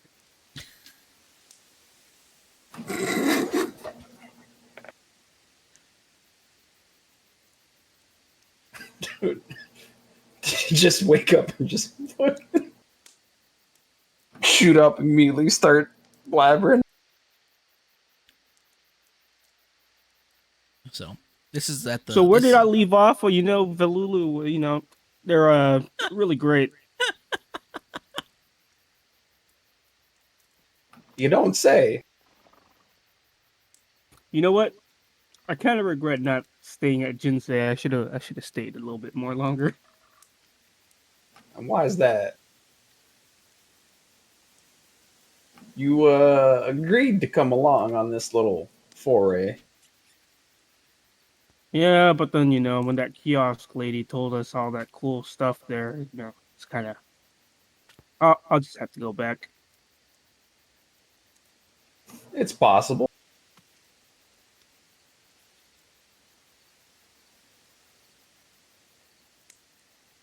But at this point in time, it is your watch still, Raphael. Do you tell him to go back to sleep, or you let him stay up? I'm gonna follow Raphael. I'm gonna keep yapping. At this rate, the two of you will have a watch together.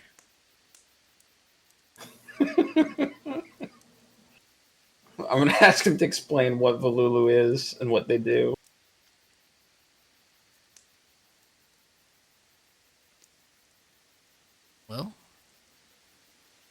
Well, they are actually really, really cool. So they had this one thing where they punched the spirit thing into smithereens. I don't know how the hell they did it, but they were doing it. Then they had this weird ass Nicandra. I don't know what the fuck that is, but well, I kind of do, but I've never seen one. Giant tentacles and everything. Huge as a house. They scared it off to the north.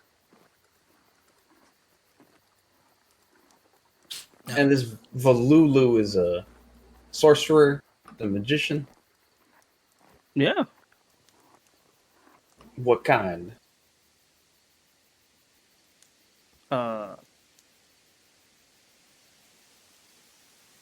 magic kind.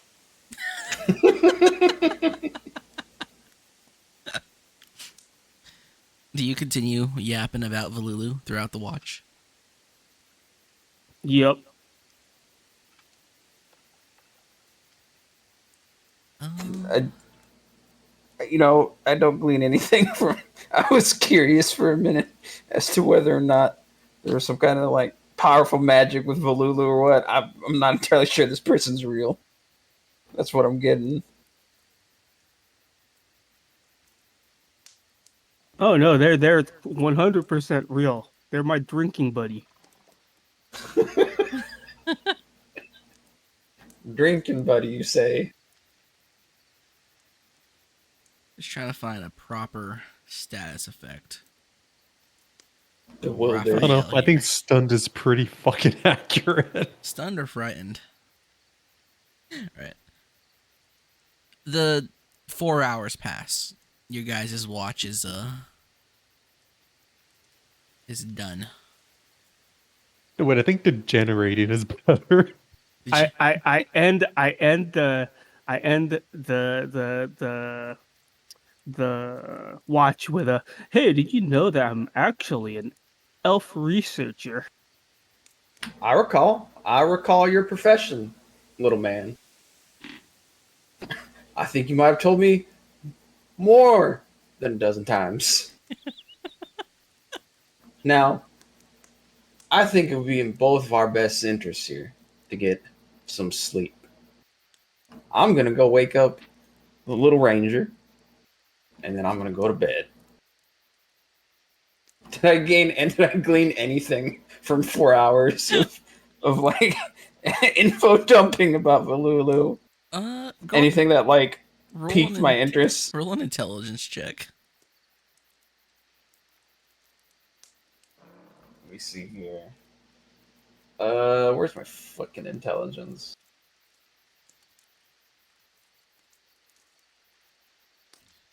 Your intelligence is 13.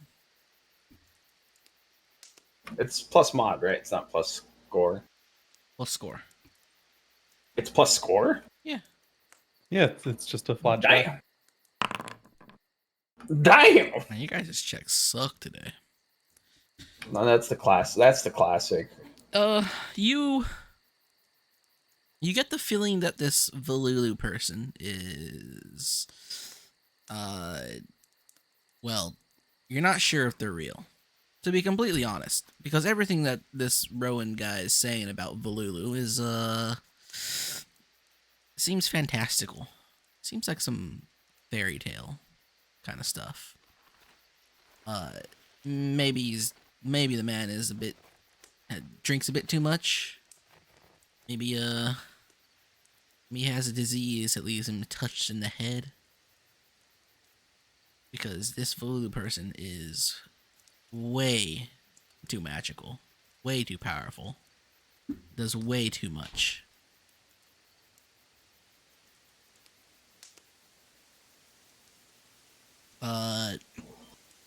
Still, you wake up in the middle of the night as Raphael tells you it's your turn.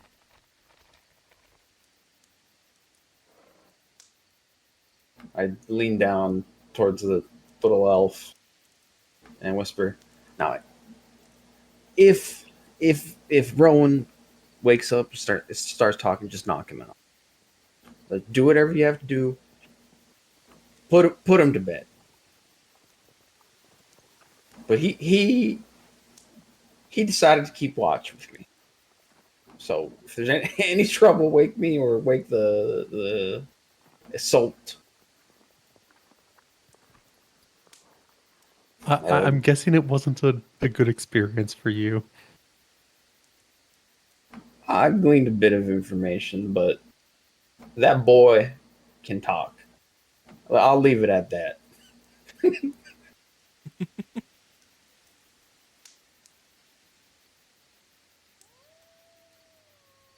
And so we'll get up and start her watch. All right.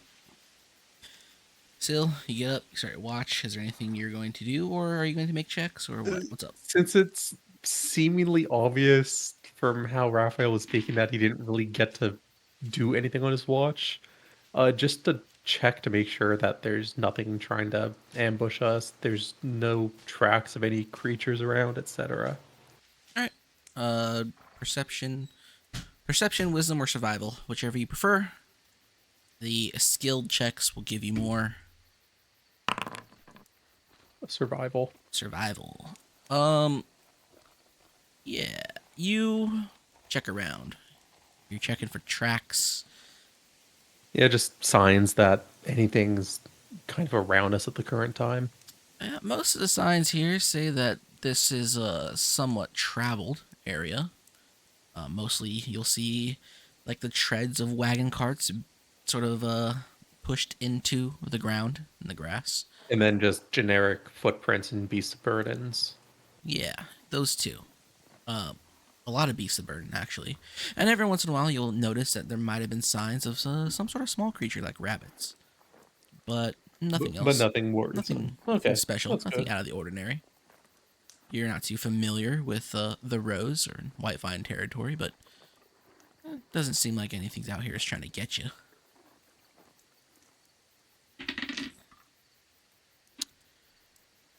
Daytime hits, and you guys can continue on your travels if you please. What are you guys doing? Don the chainmail.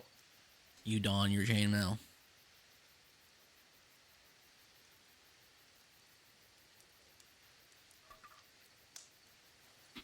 As for the rest of you, Gonna wake up and start packing up. immediately start packing up camp. You'll I see. checked my pockets. What are you checking for? I'm checking for my items.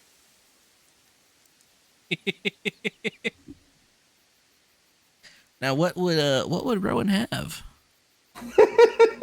What would this character sheetless character have?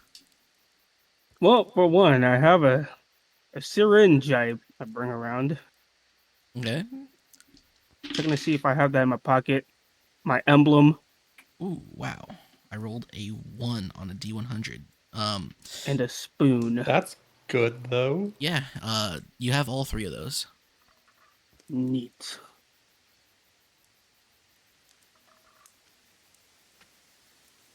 I take out the spoon and look at it.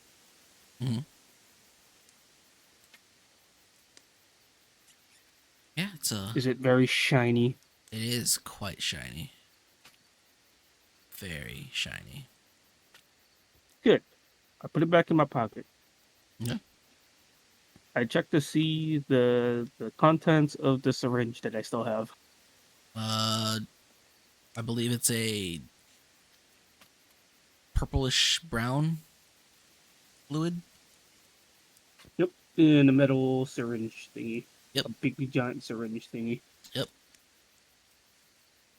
One of those big old scary old school tetanus shots. Yup. I sigh a relief, and then I put them all back in my coat. Okay. Then I check for my 3 silvers. You got 3 silvers. And a copper. Nice. I whistle my way back to the carriage. Alright. You return to the carriage. Still, I imagine you are doing the same thing once your chainmail is on. Yep. Raphael, you pack up, You load up, I assume. Yep. Give me the good boy horse a pat. Hey, can I see that map?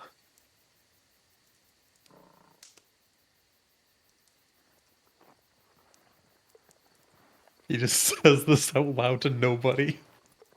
Exactly. I just go, can I see that map to no one? And then I yell it again. Can I see the map?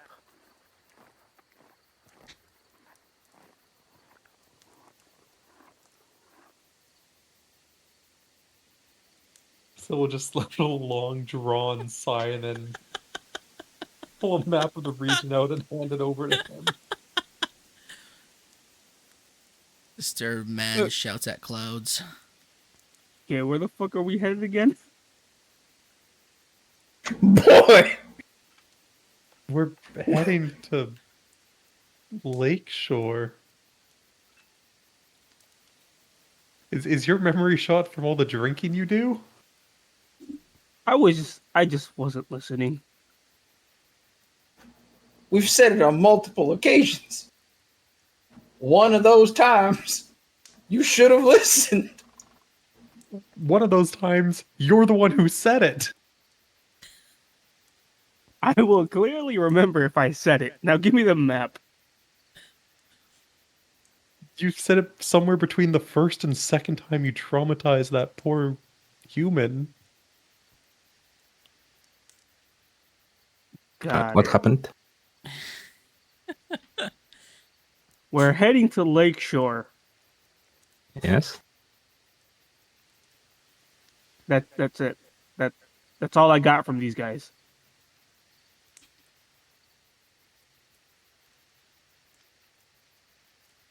I hand it back. There's nothing I can do. These guys are set in their ways.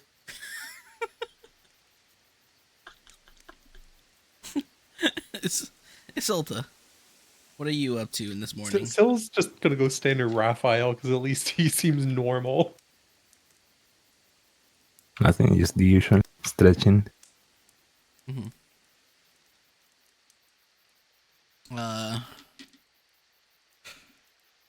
Kara will approach you, Isolte. Mm-hmm. There are a couple more days of... It's not the right accent for it. There are a couple more days of travel. We will be requiring food sometime soon. We didn't exactly pack to leave the day of. We could hunt She and looks gather. to her... she looks to the... I'm just gonna call you the Three Stooges. She looks towards the Three Stooges, like... Would you like me to task that elf over there to do just that? Yeah, she should be able to. And how is the young Hui? Yeah, how is she? Right now she's asleep. She's like she's completely out. She's drooling. All right. She's fine.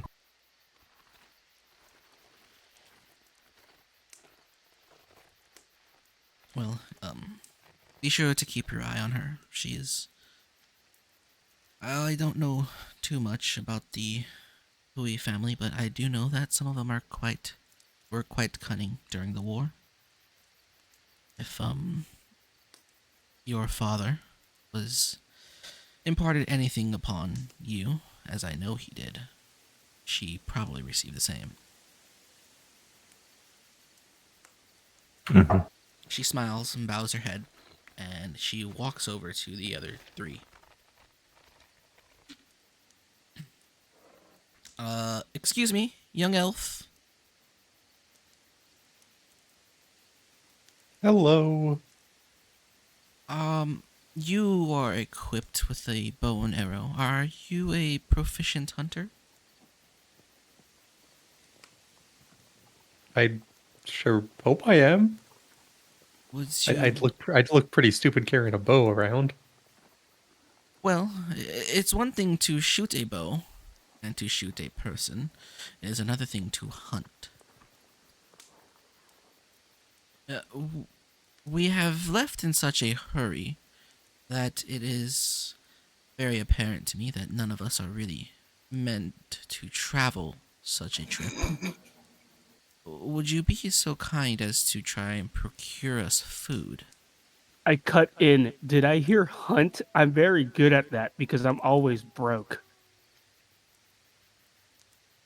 If you would like to as well. I run off. She stands there flabbergasted. Noticeably. Don't worry about him. What's he He's gonna fine. hunt with? He's gonna hunt with that Valulu. That's what he's gonna do, I firmly believe him. I give an okay sign to Syl that I can do this. I give him a thumbs up as he runs away. I'm gonna go hunt. I'm gonna go the opposite direction. I don't want to be anywhere near him. I was going to suggest just that. Thank you, young elf. So, how many things can I kill with vicious mockery? I'm just gonna run around and yap at the animals till they kill themselves. Well, What the fuck is that?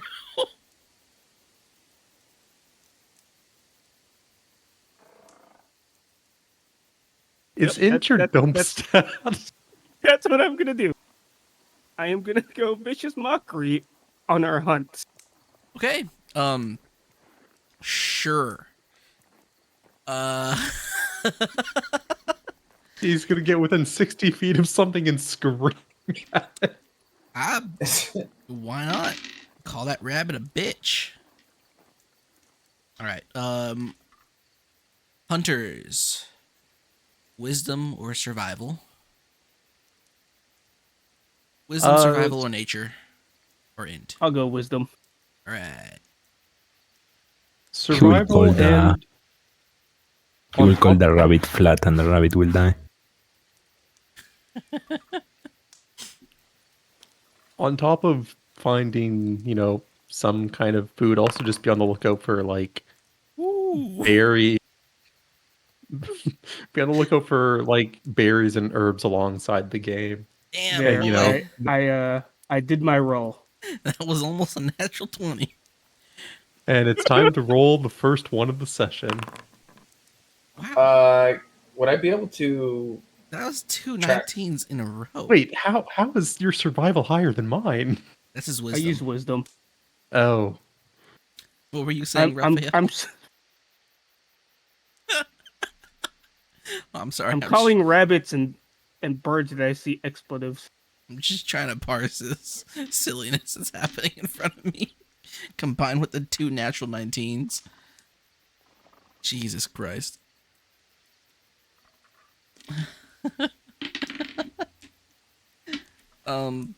Rowan, as you run off into the distance, separating yourself from your employer and coworker, you come across you'll find 2 rabbits, a bird, and a boar. Oh, this boar is gonna get it. Do you try to conquer all of these animals, or just... Yes, I'm gonna go vicious mockery on each and every one of them. All right, let's see. Okay, rabbit number 1. What do you do? How do you mock that rabbit? You can't even build a hole for yourself. That's why you're out here. I hope you die. Now. What's vicious mockery's damage? A D4. Powerful. Go ahead and roll damage against the rabbit.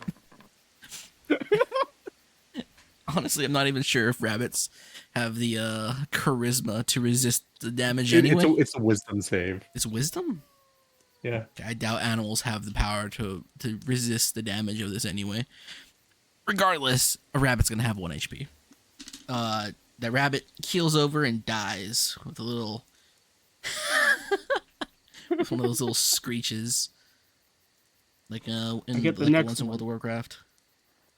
Next rabbit you come across. Every time I do one of these vicious mockeries, a vine boom pops up, and then low tier god, fucking electric god fist them. All right, next rabbit. How do you Kill insult yourself. No. All right, demonetize off YouTube. Roll a damage. Oh yeah, this one just you break this one down, and it does like a hop. It bounces like 3 feet into the air and lands lifeless. All right, bird. What do you do to bird? You are like a summer ant.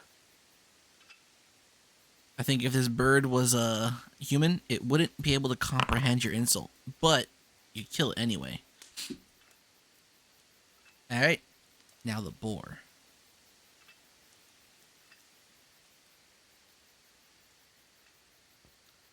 I really don't know what to say to the boar, so I flip it off and say "fuck you." Okay, roll for damage.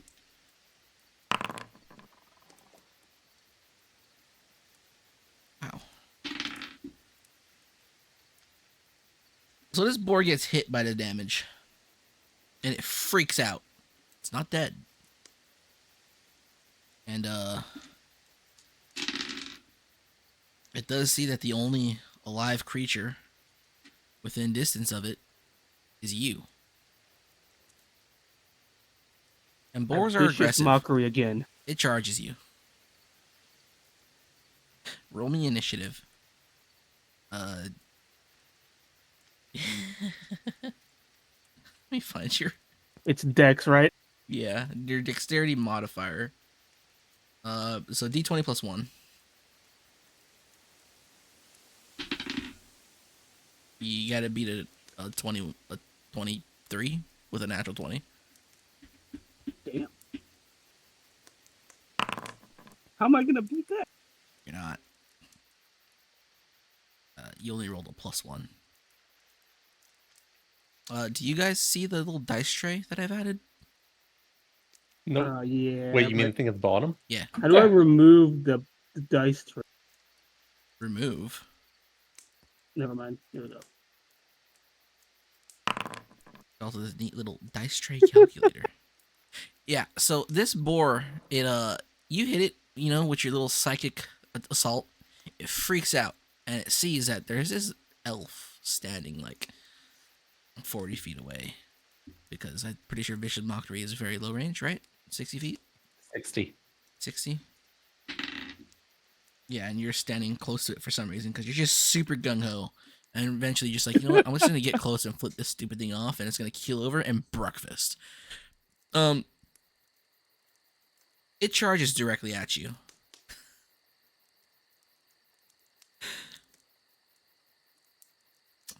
And, you know what?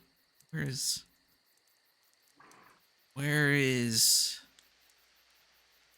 Just to...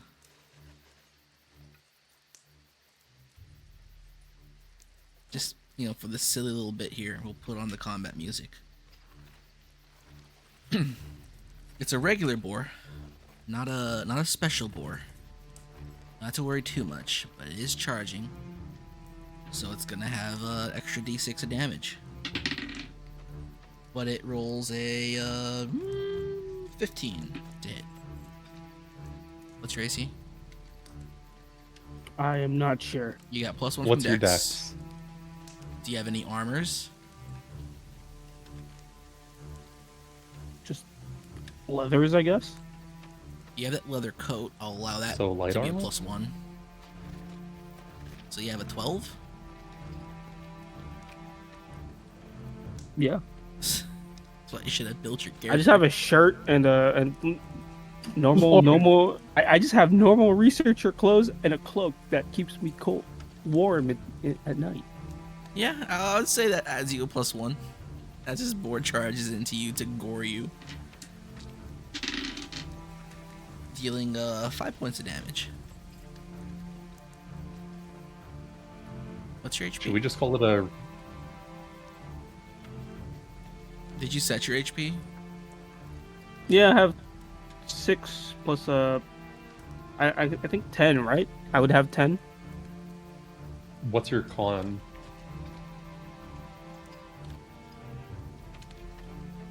His con's 14, so He'd last have dice. 8.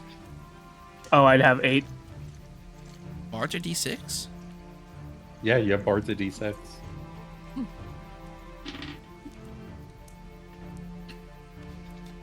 It is your turn. The boar has gored. You're injured, visibly.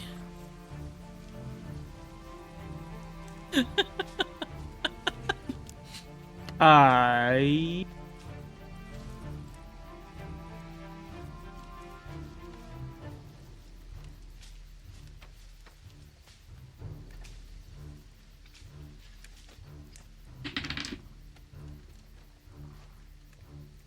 Now would be a good time to know your spells if you have them. I know, huh?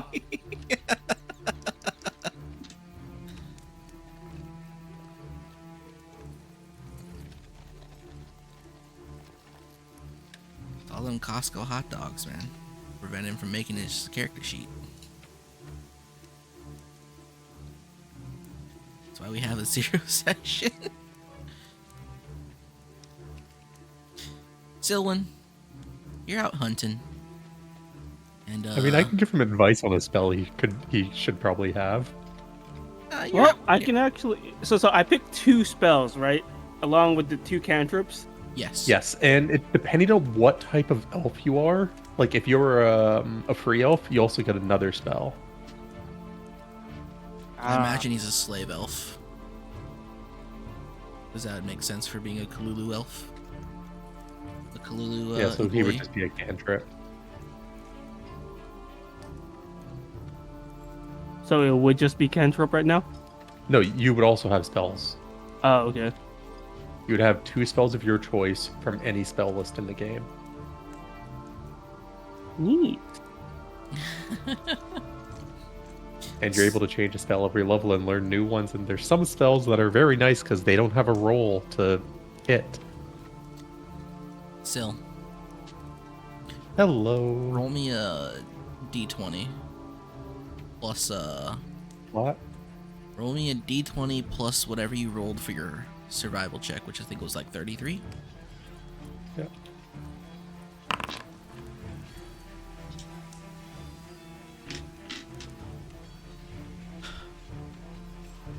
Still, off in the distance, you see a beautiful,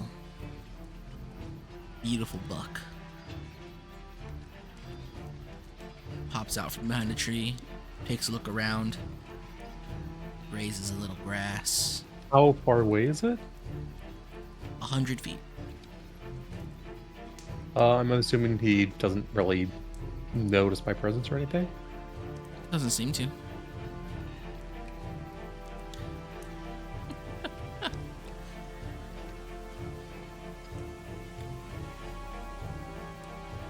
Rowan, Okay, got an action yet, Rowan?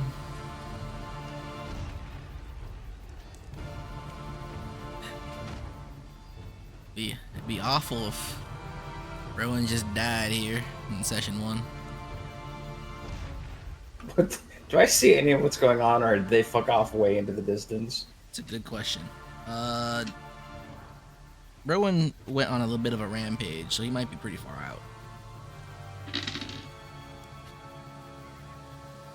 Yeah, Rowan's pretty far out.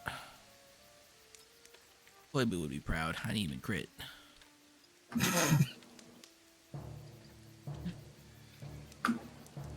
So whenever you're ready to take your turn, Rowan. Holy shit.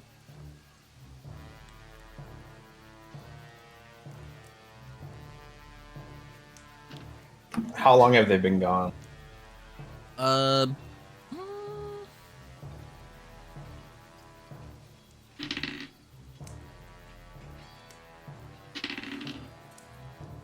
it's been at least an hour.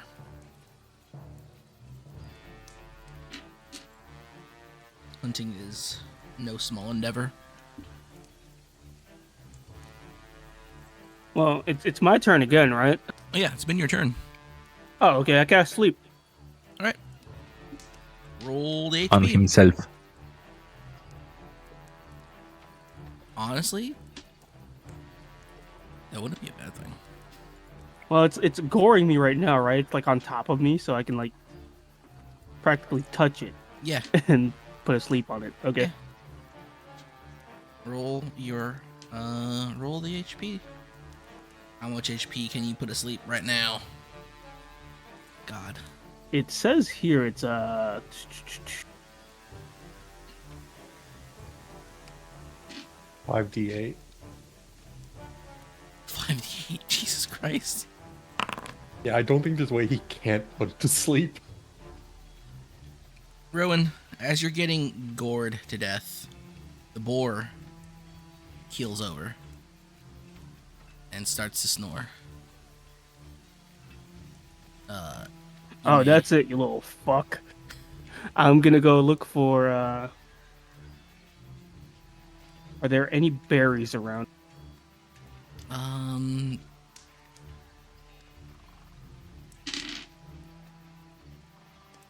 Yes. Okay. I take out my silver spoon and I put the berries in there and I force feed the pig. You force feed the sleeping pig, which will wake up in a minute, just so you know. Okay. In a minute, right? Yes. So I walk back and I stare at it and wait for that minute. Okay. You walk away. The boar stumbles to his feet and looks around. It's confused. It doesn't seem to want to charge you again, though. It's content to just leave. What do you do? I keep staring at it and I stare back at my spoon.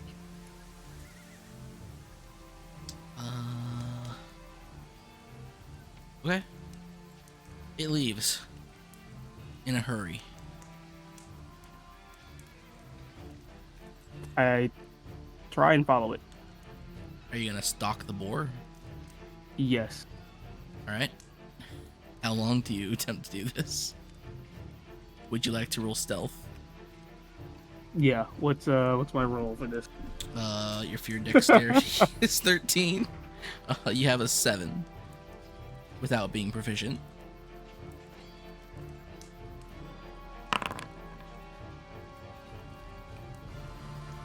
Yeah, the boar sees you and it picks up its pace and runs.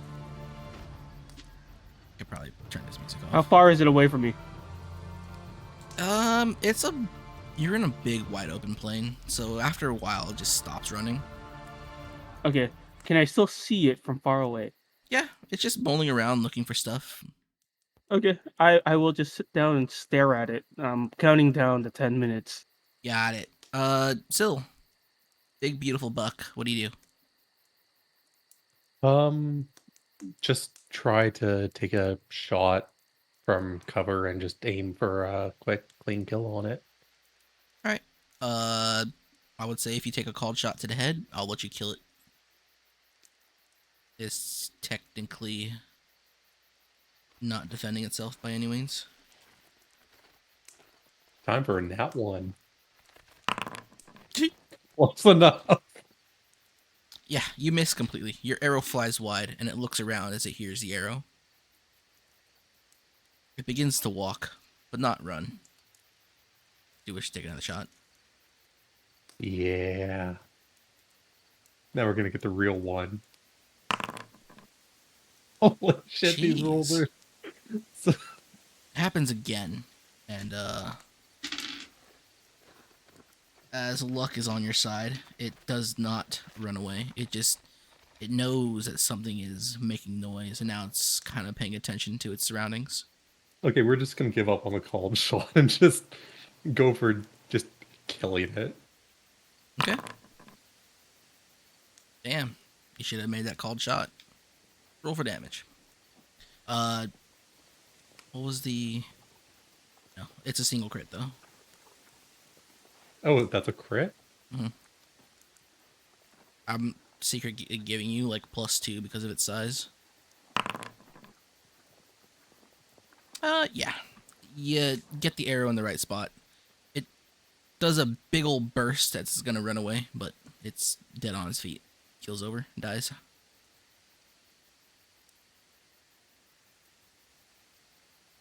Well, I guess go collect the game, and on the way back, just look for any herbs that could go with it.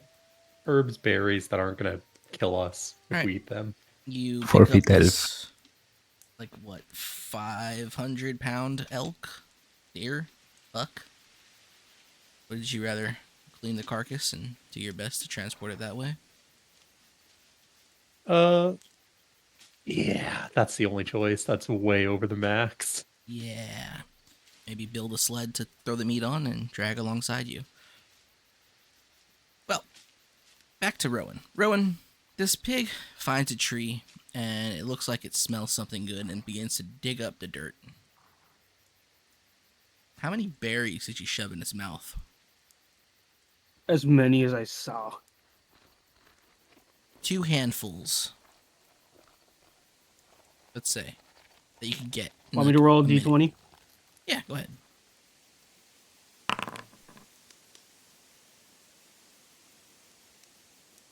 5 berries? Or how many berries is it supposed to be? I was just gonna say 2 handfuls, big old scoops. Wow, okay. Like a bowl of breakfast cereal. The pig starts digging. Probably smells a mushroom of some sort. And out of nowhere, a jet of vomit begins to erupt from this pig's mouth, almost pushing it onto its hind feet. And it kind of just, it looks like a violent spray. I stand up in celebratory success. Take that, you fuck. The boar runs. It disappears into a small wooded area about 60 feet away from it. You've lost track of this boar. And I like to remind you, you are grievously wounded. I walk back and go grab my my chicken, my rabbits and bird. You grab your rabbits and bird, and you return to camp. Yeah.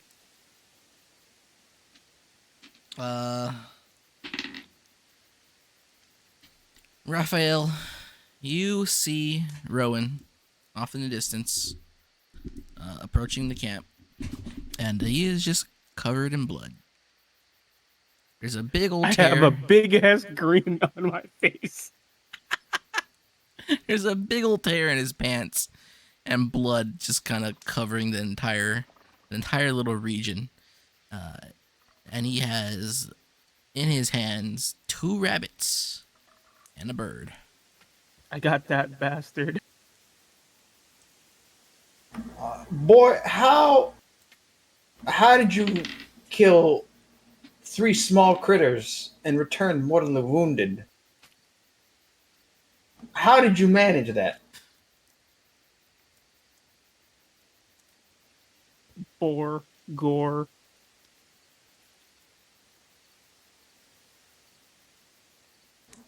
In between the laughters, I try and explain.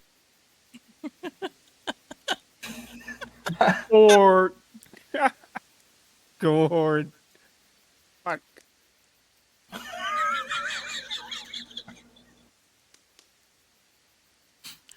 You know, you came back with something. I am at least proud of that. You came back with something. I expected you to show up looking like shit, empty-handed. But whatever the fuck happened out there,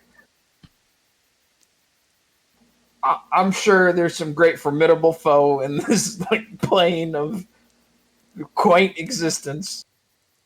Oh yeah, that formidable foe is gonna be projectiles vomiting for quite a while. I'm sure he is. And Sil, About y'all 20 two minutes. left together. About 20 minutes. Oh, actually, you still talking? We still talking. Yeah, I was trying to see if Rowan knew where Sil went. I'll I'll get these dressed.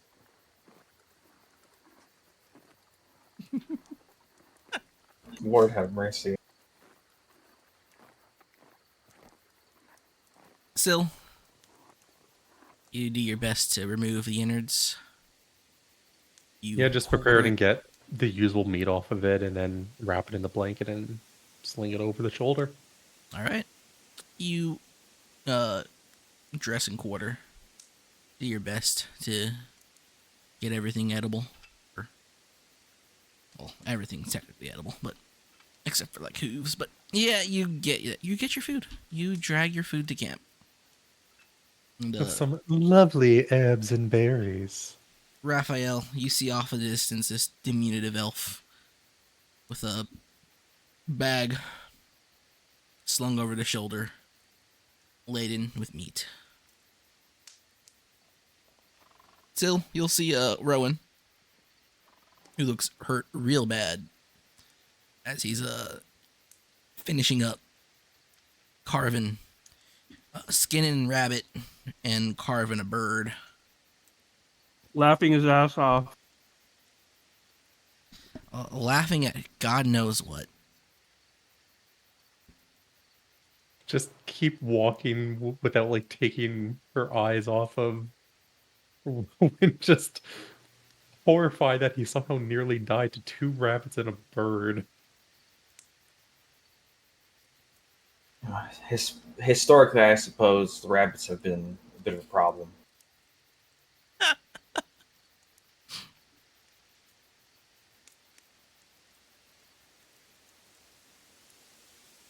Does he even know how to cook it? Kyra can take care of the cooking.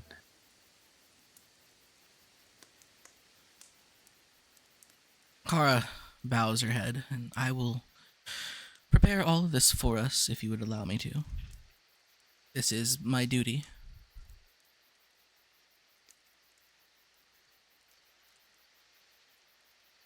And she will begin to set up a fire. Yep, I hand them the prepared birds and rabbits. Kara will cook a meal for the lot of you. I'll cook my own portion if that's fine. She looks at you. If you insist. She cooks, and she takes the first batch, and she waves over to Isolte. Make sure she eats. She will need her strength. And just in case we don't find more food on the way. As she points to Rowan. I am not so sure about that one, but I do believe these people will be useful for the time. Mm-hmm. I write in my notebook about my findings with the spoon. I write, needs to work faster. Yeah, it's not that useful when you want instant revenge. Especially against something that could run away about 60 feet every 6 seconds.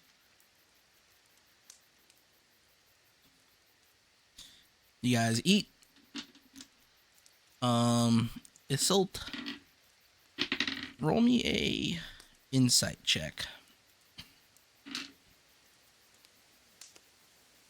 As you approach Rue. Okay.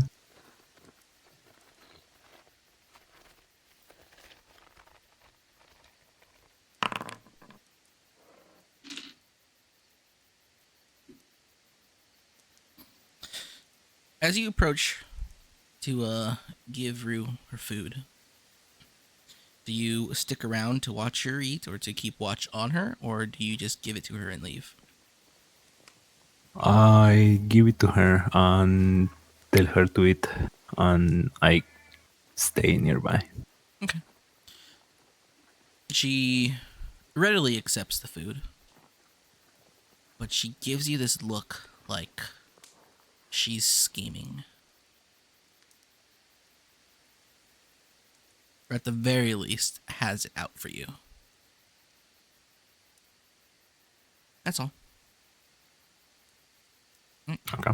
You guys eat. You continue your travels.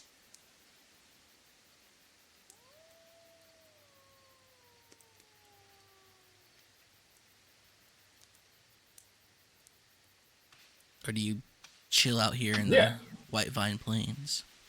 I imagine once we're done eating, we'll peace out. Yeah, I mean, Scylla's gonna clean up her cooking set and then press the digitation to clean the blanket so it's not covered in blood and gore and actually clean again. Okay.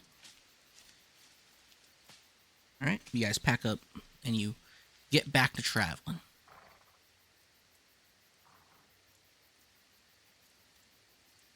You get on the road, or at least the trail, once more. You're not really on a road at this point in time, but you guys find your way back to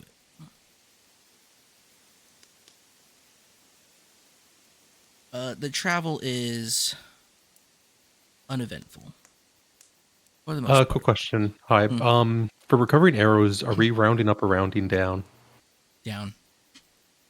Okay. Travel's uneventful. You do see a Whitevine guard atop a horse driving full trot south towards Jinkei. That's like 3 hours into your trip today.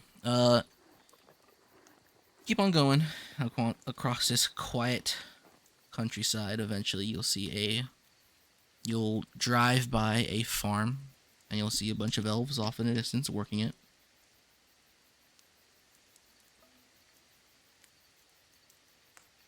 Noon. We should try to get some grain from this farm.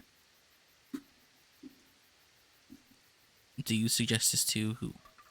Kara. Kara thinks about that. I think that might be doable. Do you know any of the... She looks around. She doesn't see any signs of any signs or any markings. Why don't you call out to those ones and see if we can to make a small detour. Mm-hmm.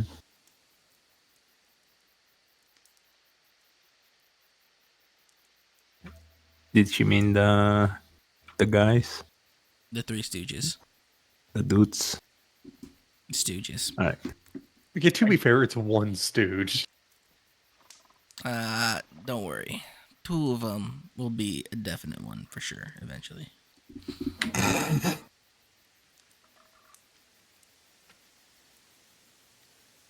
I used the signal that we're going towards the farm.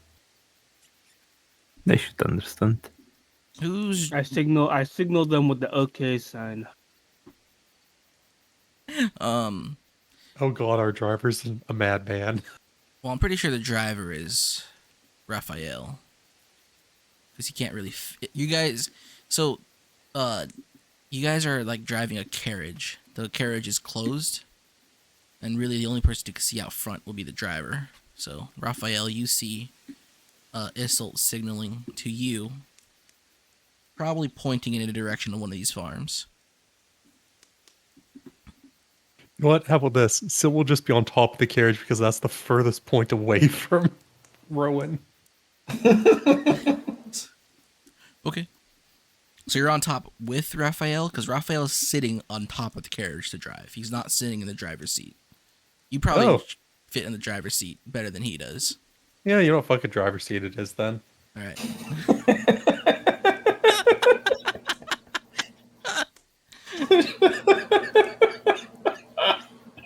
Any way to stay away from people who've had to listen to the madman's rambling? I'm just hanging out my arms and head from the side of the carriage. You guys follow them on towards the farm. Yes. Okay. You drive towards the farm. You'll eventually come across the road that leads to the actual property. You ride up it, and eventually you'll find the farmhouse. The markings, Isolte, will signify that this is a lesser family. One that's definitely not considered nobility in any way.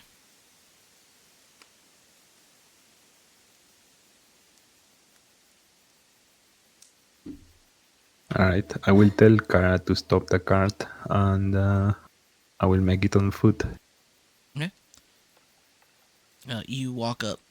You walk out. You approach the farmhouse. Yeah. Okay. How do you announce yourself?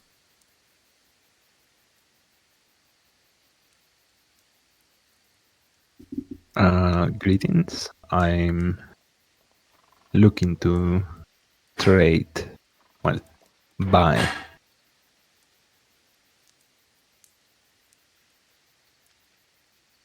I do not say my family name.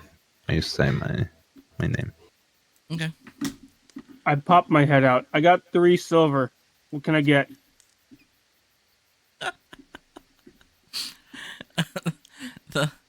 The person at the door,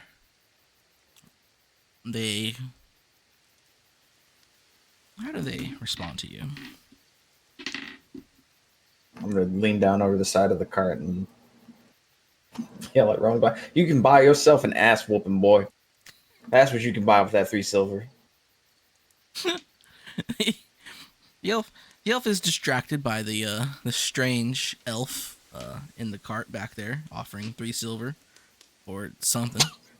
Don't go insulting these fine people's work. Being, they believe, scolded by the giant riding on top of the carriage. And they look back at you. I wave at the giant. Just 3 silver is 3 silver. Come on. They look back at you, Isolde. And what exactly would you want to trade in? Trade in? And for what exactly? Are you here to buy crops? Slave? I just need some travel supplies. Oh, we have plenty of those. Do you require dried meats or? Yeah, dried meats, some drinks, maybe some. I look back at the cart and I say, non-alcoholic. Damn it. Well, we have plenty of wine barrels, but if you want, we have treated water. That will do. And what do you Actually, offer? What do you offer her? I pop my head out.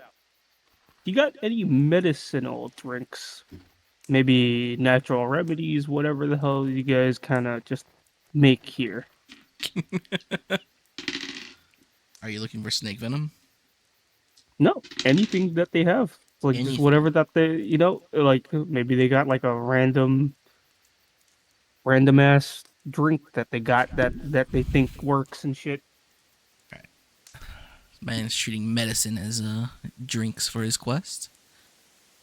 Which honestly, for the time, is probably true. I think most of these random tinctures are usually just random shit dissolved in alcohol. Until I meet the potion seller. You can't handle his potions. Watch me try. Is that strange one? Is he your friend? Is he? I assume he's with you.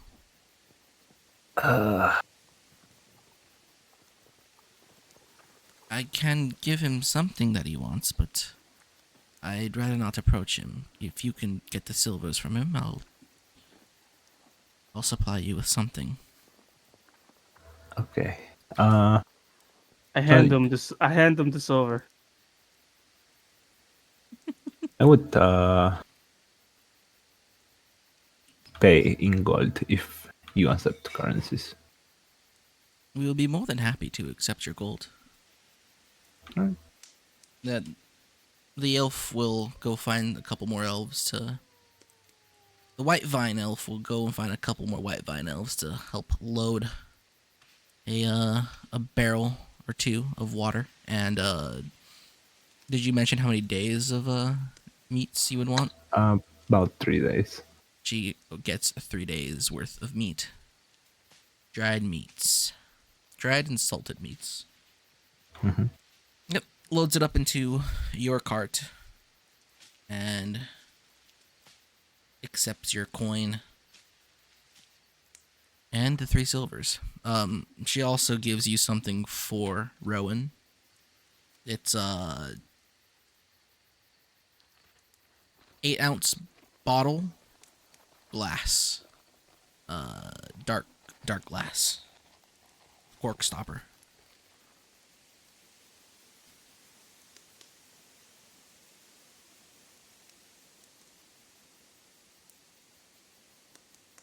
All right. This Many is what thanks for your business. Rowan looks like outside the cart.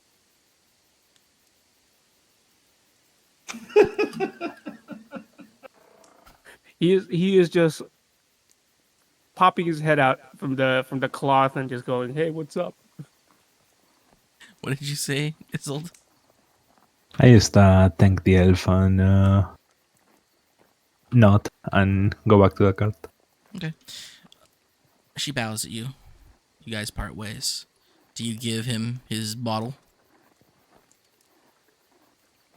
By him, I mean Rowan. I will give it to Raphael. I And look at Isolde. I'm like, but that's supposed to be mine. well, he is the leader of your group, as far as I'm aware. But Yo, big guy, I don't believe hand that over. we have introduced ourselves. Let's wait till we make camp tonight. How about that? It's not even alcoholic. You know, considering all the things that have happened, it doesn't need to be alcoholic. Let's take it a little easy.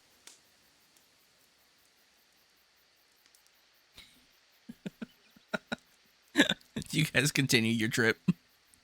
Yes. Yep. Okay.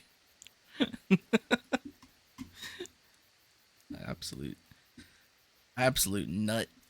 This is Rowan guy. You guys continue on traveling. Eventually you'll see a few more people on the road. Most of them are riding from Lake Shore to Jinkei. But eventually you come to a crossroad and you'll see people riding from say Seijin, or is it Seifen? It's Jen. You know, some Seijin to the east, probably going to Bahankors.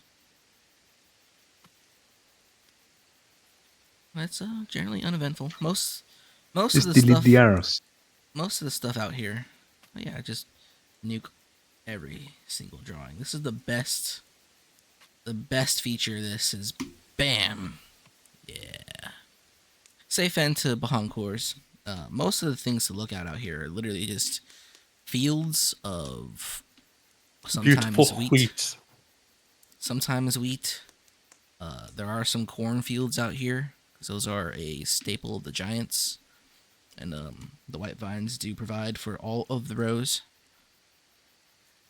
And a lot of people farming all those fields. All elves, all Whitevine elves. Eventually the sun sets. And you'll hear that howl off in the distance as the sun goes down. It is the twilight hour, the 20th hour of the day. Do you guys sit down for camp? It'd probably be in our best interest. Yeah. You sit down for camp. Anything y'all doing?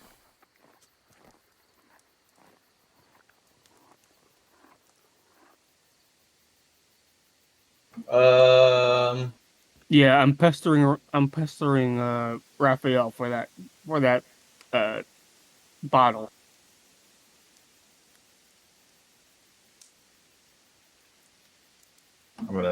I'll give him his bottle now that I can. Just heating up the leftover meat in a stew. And Okay. just doing discreetly and just using prestidigitation to heat up the stew itself directly. Okay. Are you cooking for everyone?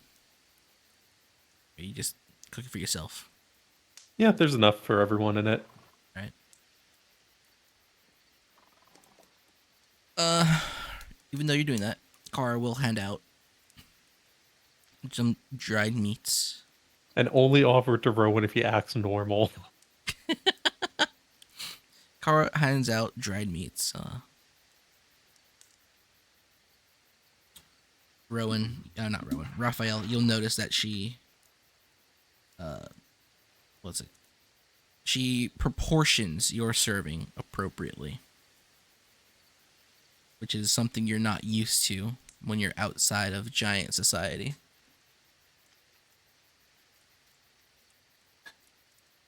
His portion, an entire barrel. Just kidding. Fucking. The whole fucking boar. Get in my belly. And she starts a fire. She walks up to you, Isolte. I will take watch of young Rue. You should get a gauge for these people. I know. She returns to your cart.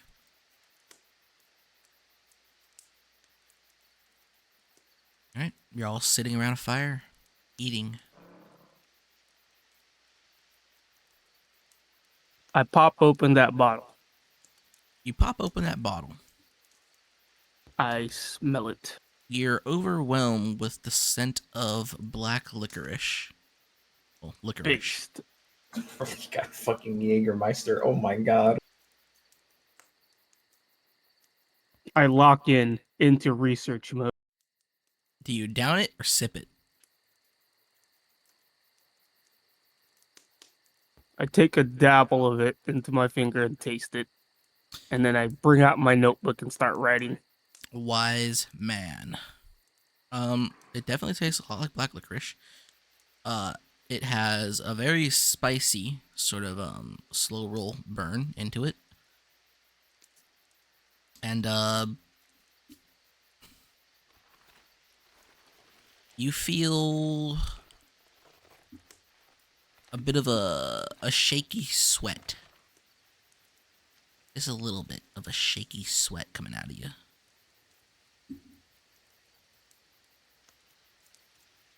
You're not sure what it means, though. Can I cross-reference this with the other medicinal drinks or alcohols that I've had before?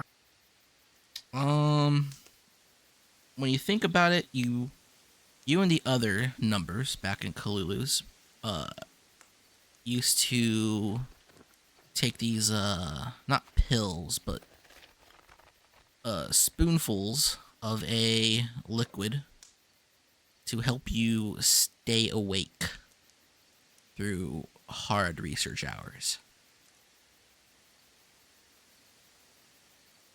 Feels kind of like that.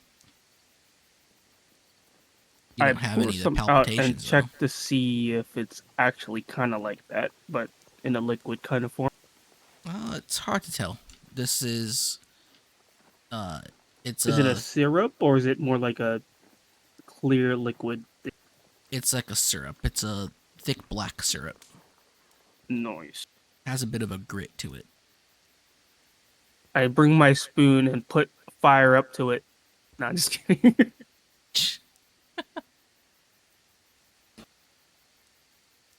As for the rest of you, I will look at Raphael and just say that we haven't actually properly introduced ourselves, even though we are traveling for already 2 days. My name is Isolte. I'll offer her my left hand. I am Raphael Ambrose Costaeu the Third. Pleasure to meet you. Likewise. I I will look at over Sil. I overhear this. It's Rowendell 52. I'm a researcher. I'm not even looking up for my research. I'm just yapping Your like last always. name is a number? Yes. Why? I don't know. Honestly, why not? All the other elves had numbers as well. Were you a slave boy? No, I don't think so. I've always been able to freely walk around.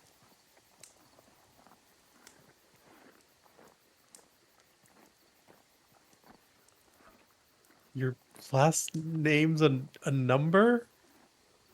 I shrug it. That's how it is. I don't know. Were your parents 51 or 52?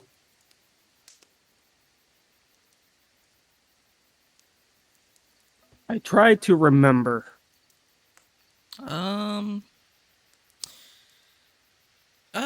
your parents both had numbers. They I've weren't always 51 or just 52 lived. though. Yeah, I've always just lived in Madman's Rest, and now I get to travel around.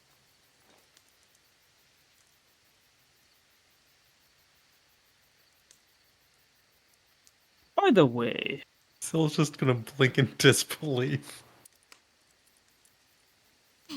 I flash the emblem again. I'm also looking for items that have this emblem here. Uh, mm, I show them the emblem with the K. Isolta, you don't know what this emblem is. Still, because of your brain aids, you'll have to make an intelligence check to decipher this emblem. Nah, I wouldn't even recognize it. Raphael, you recognize this emblem because a lot of people like to talk back at the academy. You know that the daughter of the headmistress hates this person because they are competition to them.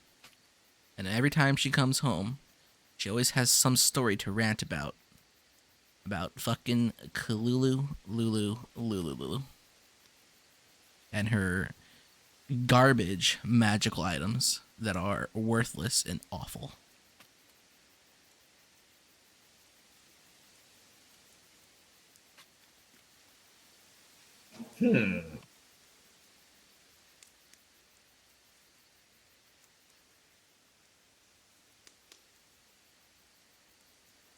Do I notice Raphael's stare because everyone else is fucking just blankly staring at me?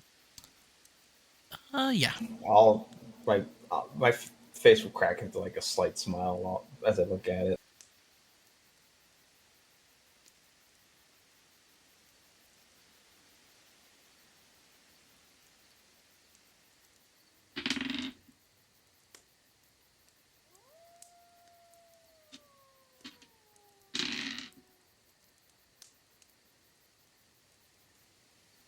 floor is yours, guys. You don't need to wait for me. I'm just doing rolls. Well, if you see any of these items, do tell me, because I gotta take them in. And who are you returning them to? Well, to the maker herself.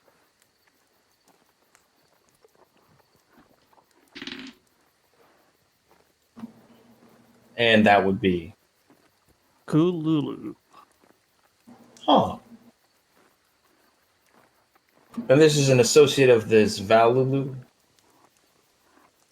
Yeah.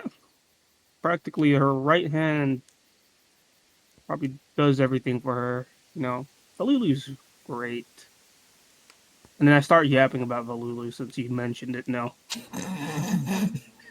Why did you have to ask? He was almost quiet.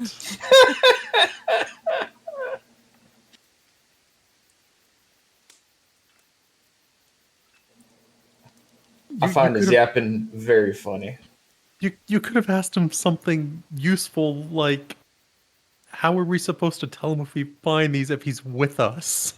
Well, did you Here. tell them about the time that Valulu used one of Mistress Kalulu's items to actually kill people from so far away that they didn't even know?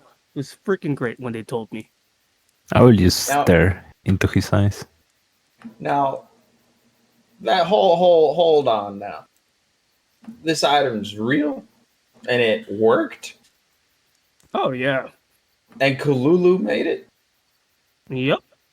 You can remember their face, you use it, and then you send a telepathic shockwave to their brain. That's interesting. Yeah. Pretty What? cool, huh? What's the purpose of it?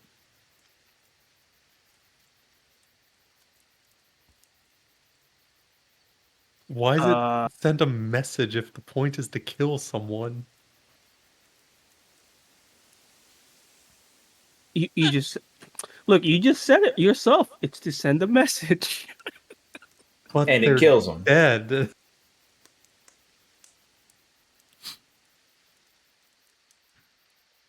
If you use it too many times, it also affects the other people around them. Could be one of those commune with the dead kind of things. Now, you work for this Kululu? Yes, I'm one of the researchers. I take out one of my syringes. Okay. And where, I slap it. This baby can produce so much chaos. where is, I didn't think any of Kululu's people got out this way. Oh, I asked. What do you mean by that? You wanted to come out here to the Rosenwasser?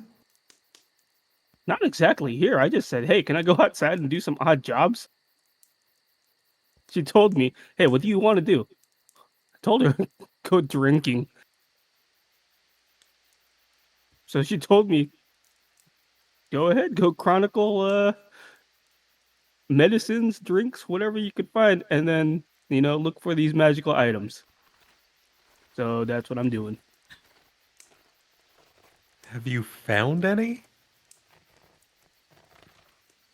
I take out my spoon. I raised my spork.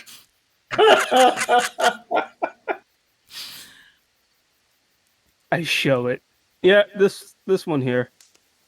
That's a spoon. What does it do? You Well. use it to eat food. Well, this one I found on my travel. So, one tavern, they had it, and they gave it to one patron, and let's say if you eat something with it, you projectile vomit twice the amount of it in 10 minutes. Why? What a horrible item. It's great, isn't it? Interesting. I put it above my head. It's like...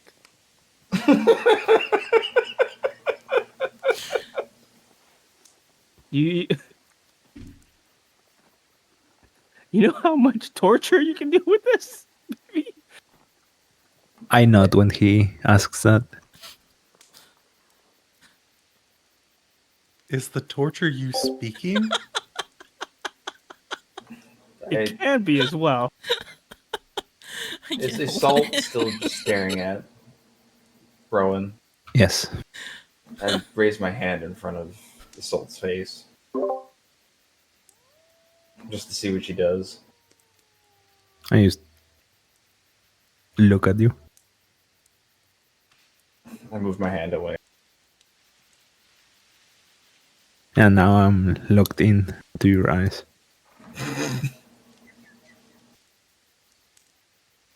Does anything happen, or do you intend for anything to happen with the stare, or is it just being some quirk about your character? I mean, during the full moon, it doesn't do anything. Okay. I mean, it's only a void gaze, I guess. Okay. Carry on. When you guys are done chatting, just tell me that you're bedding down for the night and going from watches. I'm enjoying this. Please continue. Alright, so I will ask, so why do you guys, or where did you get the job to transport Miss Rue to Lakeshore? Well, I was directed here by my superior, and that's where I met Miss Sill over there.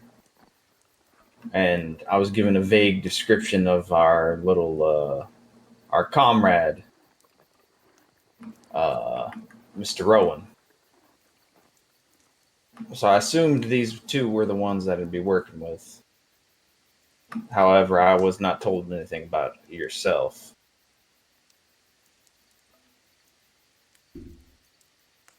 What exactly are you doing here?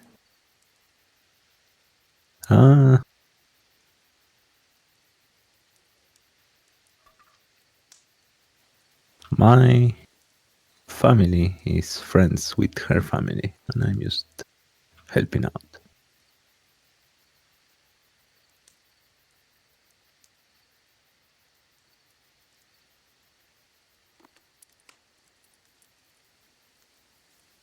So where exactly did you get this jump from?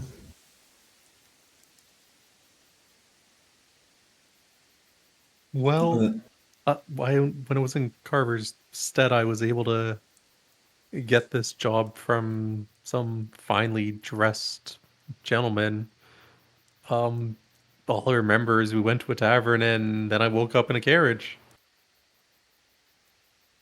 I woke up with Raphael there, and unfortunately with just pointing over at Rowan, unfortunately with him.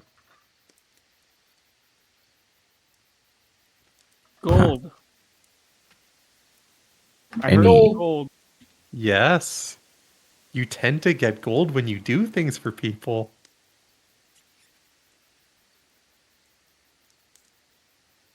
And this person, did he wear any particular colors? Would Sil remember that? Yes. If it was in your write-up, so yes. It didn't say what color he was wearing. Well, he was in it. I probably should. He was wearing, very fine outfit, kind of that velvety velour look. It was green.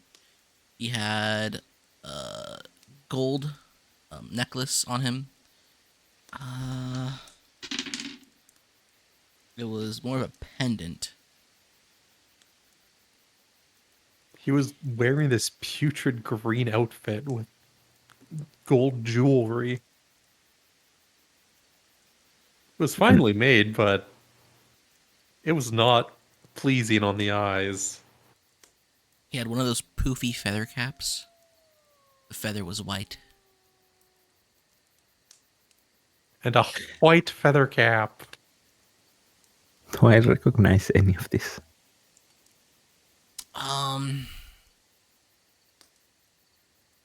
What's your He's at least heraldry paying at? 50 gold. What? Do you have one proficiency in heraldry, or do you have multiple? Yes, one. You wouldn't recognize this at all. Wait, one is for local, right? Yes. Yeah, I have one.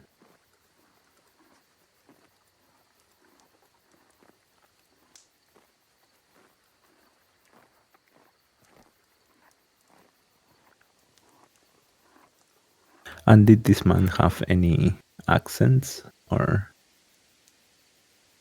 was he local to the Rose?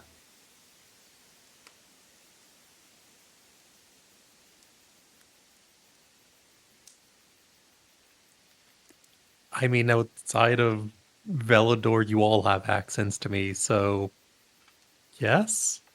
I mean, they are different accents, though.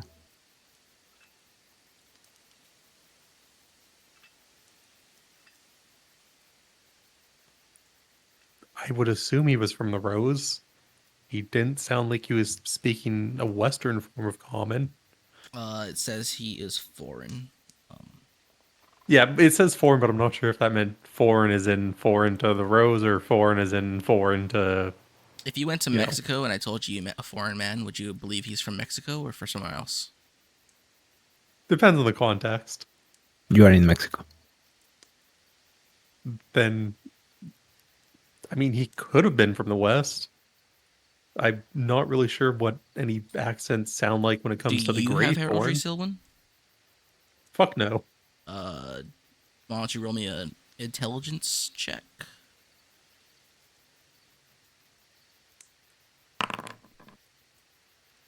I'm not sure what you're expecting to happen with an intelligence check in this character. Jeez. I mean, plus 10 is not bad, but that was an awful roll. You do know that he didn't sound like a Greythorn. He didn't sound like a Greythorn. He didn't sound like a Blackbloom. He sounded pretty neutral. The giants in my world, Marilla, are based off of Well, Aztecs. he's not from Velador. He doesn't sound like he's from the Rose, so... various Mesoamericans. Yeah. I'd say he's foreign. What did his eyes look like? I doubt there's any chance that Syl would remember. Syl somehow remembers. What do you mean by look like? You guys just like color? Eye color, Shape. I assume. Shape and color.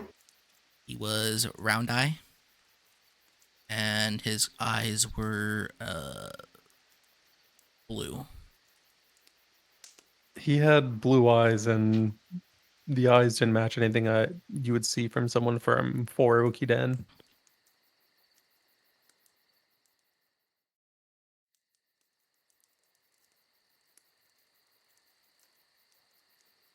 A Westerner.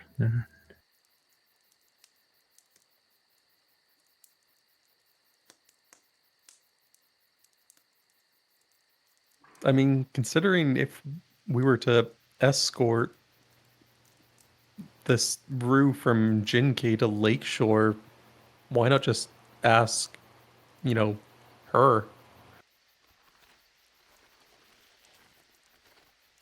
I mean, if we're being paid to escort them, then it would make sense they would at least know who paid us. Yeah, it would make sense to know who paid you guys. I know who paid me.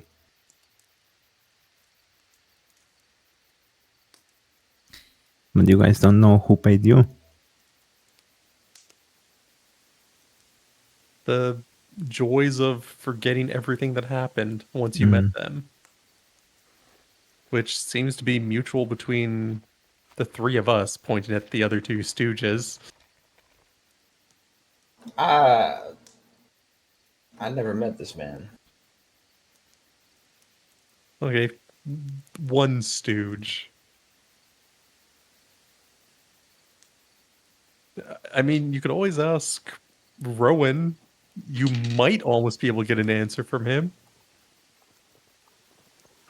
But the easier one would just probably be asking Rue herself.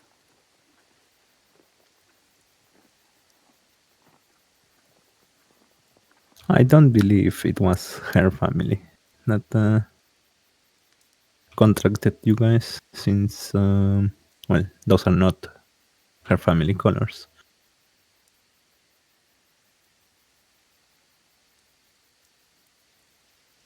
So why would a noble from the west want to move a noble from Jinkei over to Lakeshore?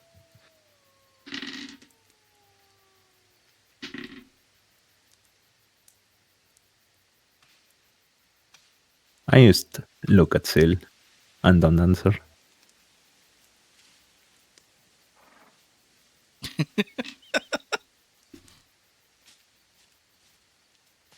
Whew. A lot of mental illness, schizophrenia, autism,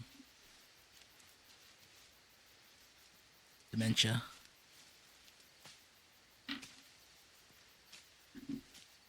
Southernism. It's an incredible mix of powerful autism. It's an amazing cast. Well, I mean, to be fair, this is actually quite literally going off information that Sil was provided. Yeah, I know. I purposely, I made it that way purposefully. It's your fault. Do you try to continue the conversation, Sil? While this strange Whitevine human stares at you. You know, there really is an easy way. Just point and start heading over towards the cart with Rue. We could just ask. I don't stop. Sil.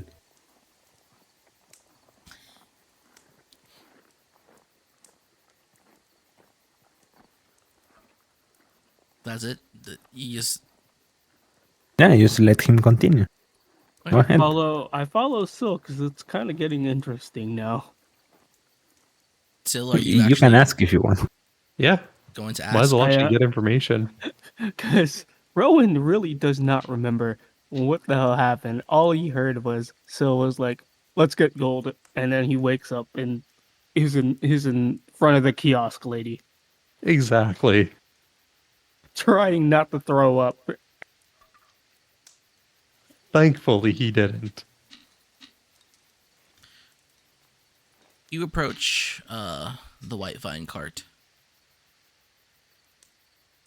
And give a knock on it and just say, Rue, are you awake?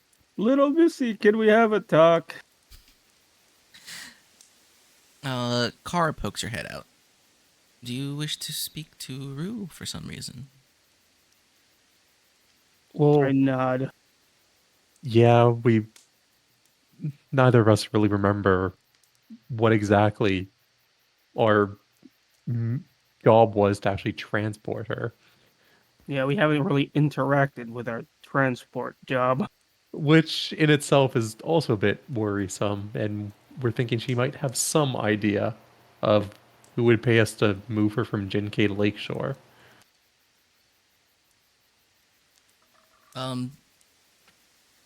I don't think she speaks the Western tongue.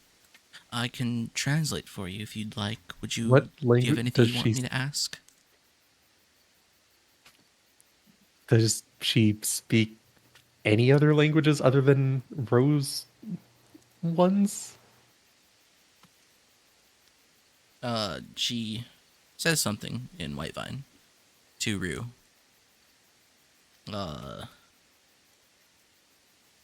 You hear a bit of a grumble. It's in some language. You don't know what it is. She turns back to you. If you speak the Blackbloom outsider tongue or the Greythorn tongue, she doesn't speak anything else. Only Rosen languages.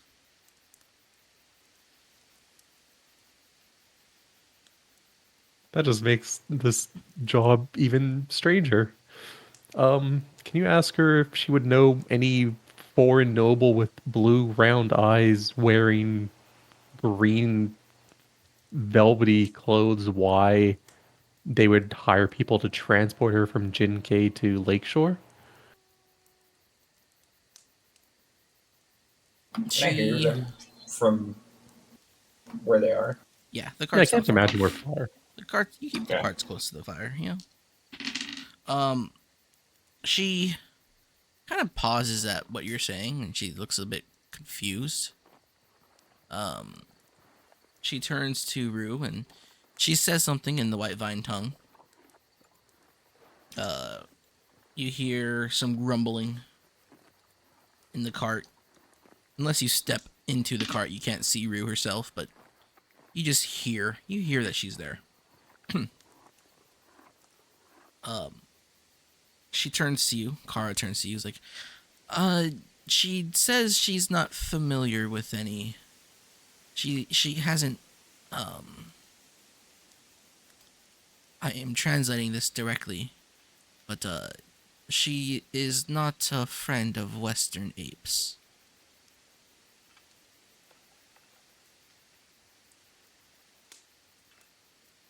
I see.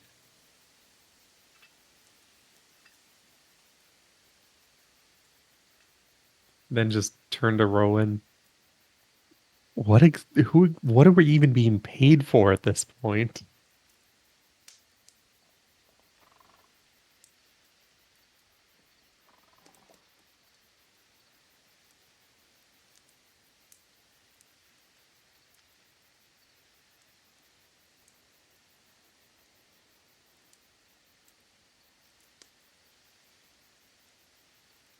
Rowan?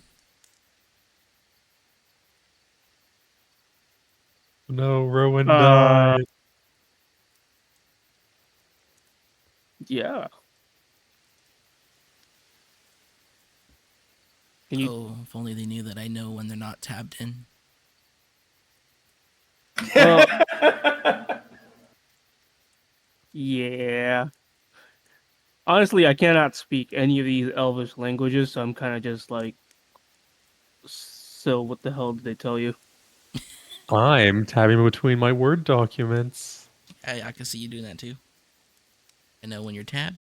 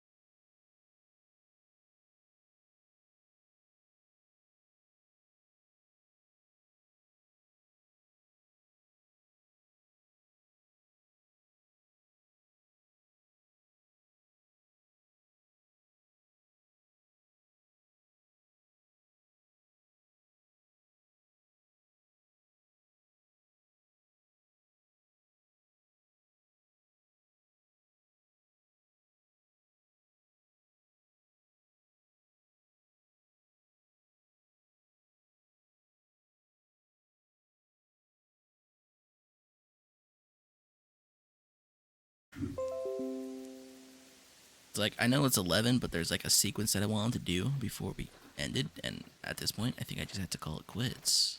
I mean, we could still do it. Because we had that like 40-minute period of just setting up because a few people didn't have their sheets done. True. How do I sound? You sound perfectly Normal. fine now. Do I? Oh, my stream is back. Great. It probably got interrupted. Okay, Yeah, you closed your torrents. my torrents were never on. I would never torrent during this, because Yeah, I have to turn my VPN on.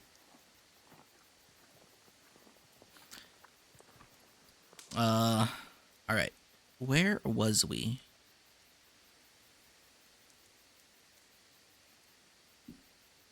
We was Finding out literally no information. Yeah. Sil, Rowan, and Raphael know literally nothing about their job other than what it is. Yeah. Roll me an I'm not intelligence worried. check, Silwyn. No. Raphael. Me? Yes, you. D20 plus 13. Let's go. You remember your employer, the little elf girl here, telling you that you were supposed to meet with a nobleman in Jinkei and take his daughter to Lake Shore. Yeah. Never met That that checks nobleman. out. Huh. I assumed we went to the estate of said nobleman. You never met with him, though.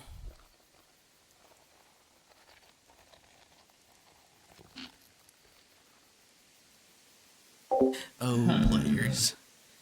Players.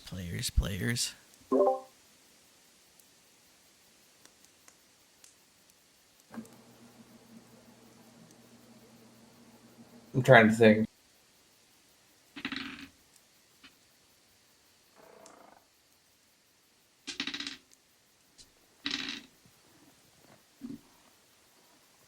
We at least know it's the correct person. We do know that, but as I recall it, we were supposed to meet with our your employer when we picked up Miss Rue over there. Well, it's too late now for that. That is true. This is going to come out of your pay.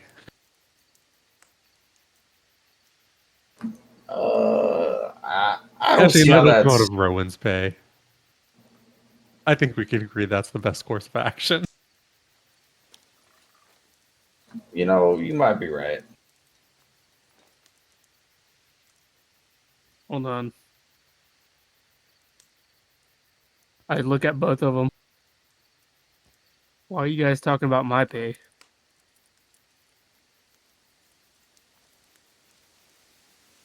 Rowan, I have something better for you than any amount of gold you might be paid by Miss Sill over there.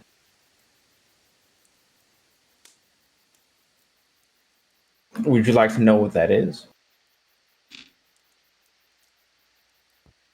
Shoot. I reach into my bag and pull out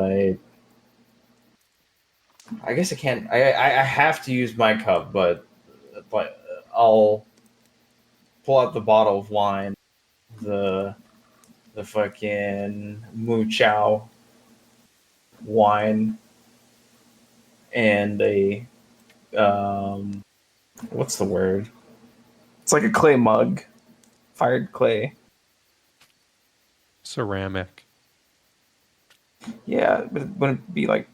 I'm trying to think of what they call them. It's not a stein, if I remember correctly. Porcelain?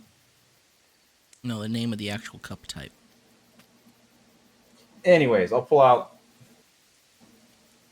a giant's cup, but pour a Rowan sized portion inside of it. Isolte, when you hear this, you'll know that this giant man has a bottle of wine from the finest vinery of Muchow. That is the wife of the leader of the Whitevines, who runs said vinery.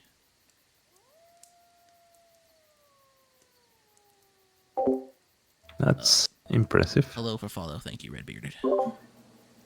So, Mr. Rowan,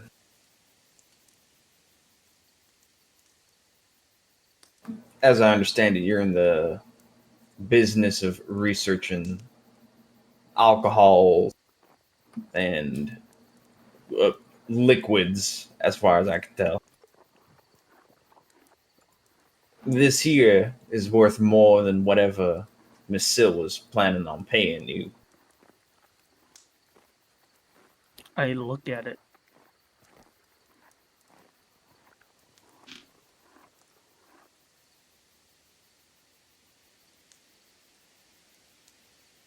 He looks at it. He do be looking at it. I stare intently at it. Are you staring And at make sure to like. the serving or the bottle? The bottle. It is. It's a very fine porcelain bottle. It's Have you ever seen those fancy? There's really fancy porcelain bottles that kind of have this like dimple sort of decoration Yeah, I on know the which one. outside. I know which one you're talking about. Yeah, it's really nice. And it has the label on it. It's a Moo Chow brew. I believe 12 WP. So it's a very good vintage from the Moo Chow Vinery.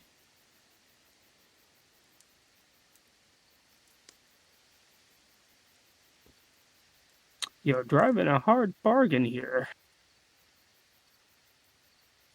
Is it just that cup or that whole bottle?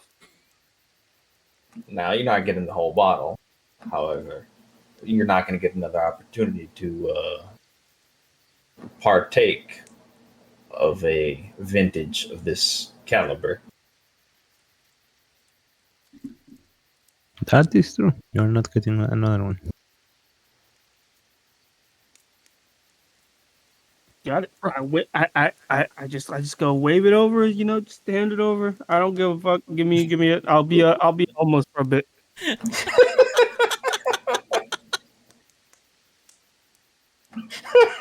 You 3 silver. What home?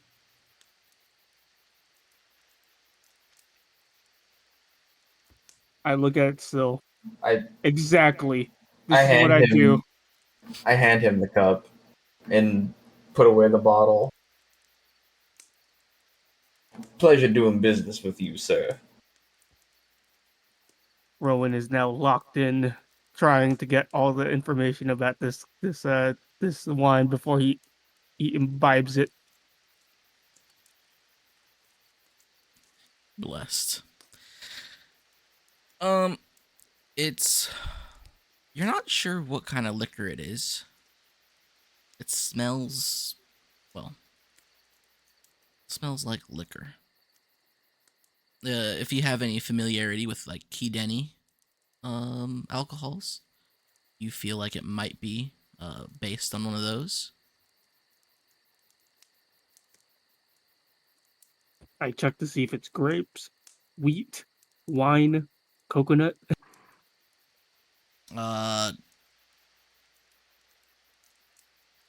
It's Kideni, so it's probably rice.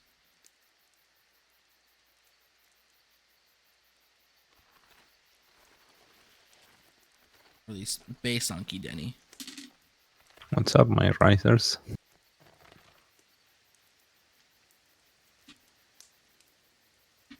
Do you drink it?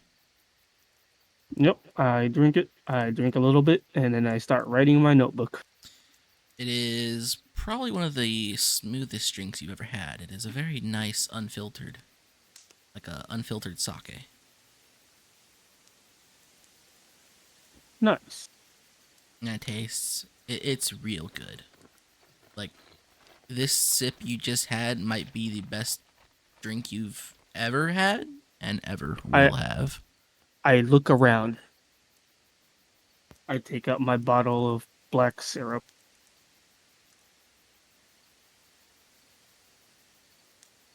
And I put some of that in there. Okay. You're making yourself a Four Loko?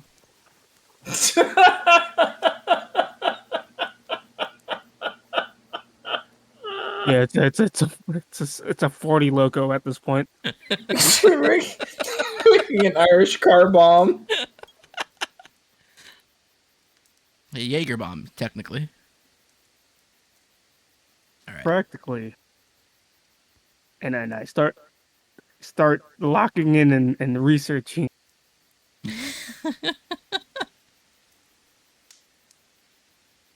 Start mumbling to myself as I go off somewhere, like randomly researching about what the hell this is, and I'm still holding Raphael's big ass cup. You got it. You guys, Hopefully, you don't end up regretting giving him more liquor. How much He'll be does that even fine. go for per bottle? He'll be fine. Isil, you know It's the answer is a lot. it's not him so much as your ownership of the bottle. And I can do what I want.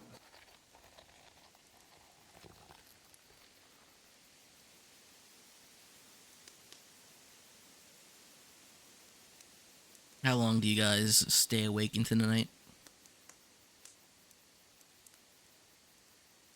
We'll wake up a tiny bit earlier, just to head out and get there a bit sooner.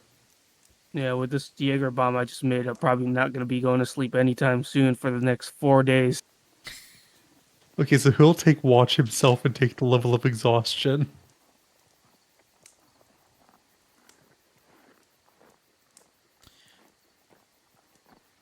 Let's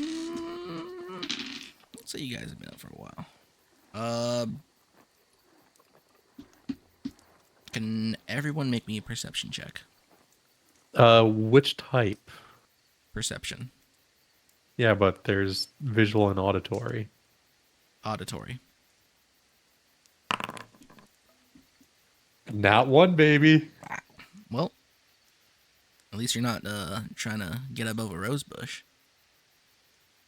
You know, we'll just chalk it up to Rowan's insanity. Is just she's just hearing nothing but white noise at this point. Just TV static.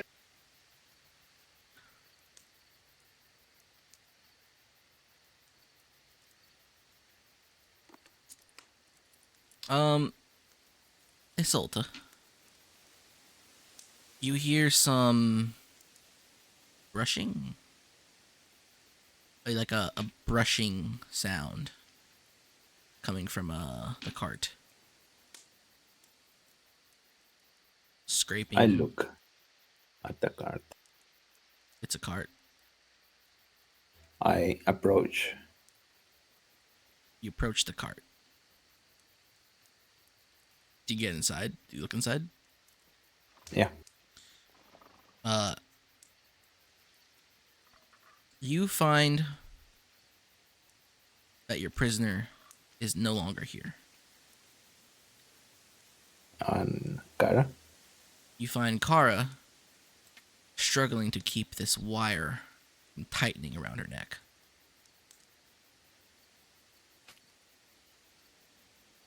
As she is struggling to keep her body upright.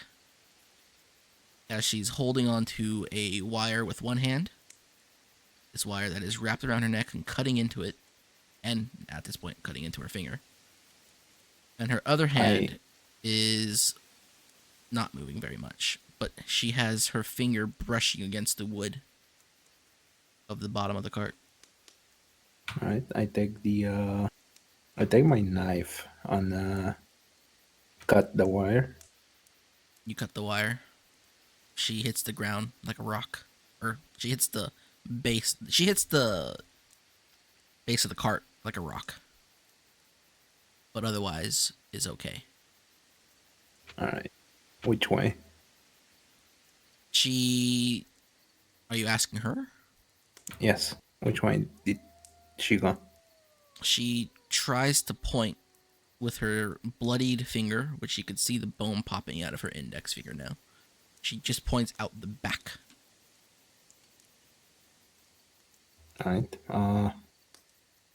I will tell the others to look for her while I quickly stitch her finger. Okay. How quick? Are we talking intelligence check or a medicine check? A surgery check. Okay, a medicine. So, roll your medicine. No, I actually have a surgery. Yeah, I know. I gave it to you. But you just He has a serve kit? Just like Tarkov? Bro? Which level are we talking about? We're talking about like the full on the 3x1?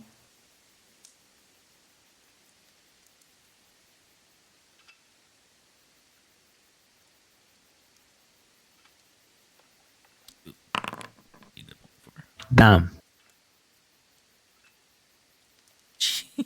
That one, baby. You do your best to stitch her finger up, but you feel like this is a person you really care for, and they always say that you shouldn't operate on someone you know. Oh, I didn't download Outpost 31. Fuck. That is true. So I give her a potion, and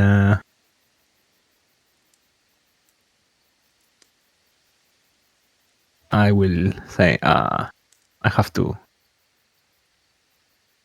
rush and look for her. Sorry. Just rush out.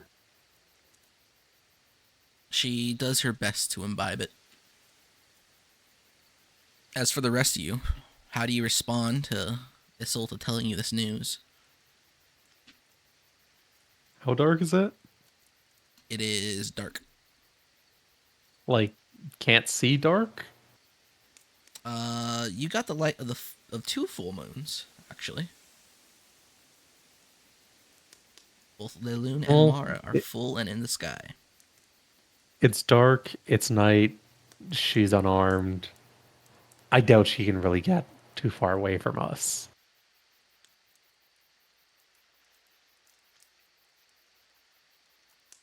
So you're just chilling? Oh no. No, we should Rowan, definitely go look. Rowan, Raphael, come help me look for the tracks. And then just track her down. Yep. Alright. Roll a wisdom or survival. Okay, hold on. I'll be right back. I'm gonna go grab some food. Are Raphael and or Rowan helping? Yes. Yeah, I think we have a bit of a check there. Maybe. Just maybe. Still, you get some tracks. Eventually, you'll find the bindings that she had on her, cut in half and just discarded on the ground. You'll also find the heels of her shoes were ripped off and left behind as well. Well, I guess that means she's going a bit faster than she was before, but he should definitely still be able to catch up to her with how long those heels were there. Do you If not, it looks like we're in for a long night. continue tracking Yep. your quarry? Yep. Okay. Isolte, you catch up. You see the tracks left behind. And you see movement off in the distance, running towards a tree line in a small little wooded area. Not woods, orchard. You see movement running into an orchard.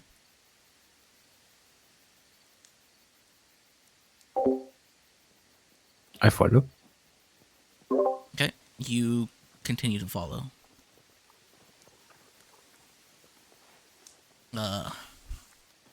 What's your guys' movement speeds? 35. 40.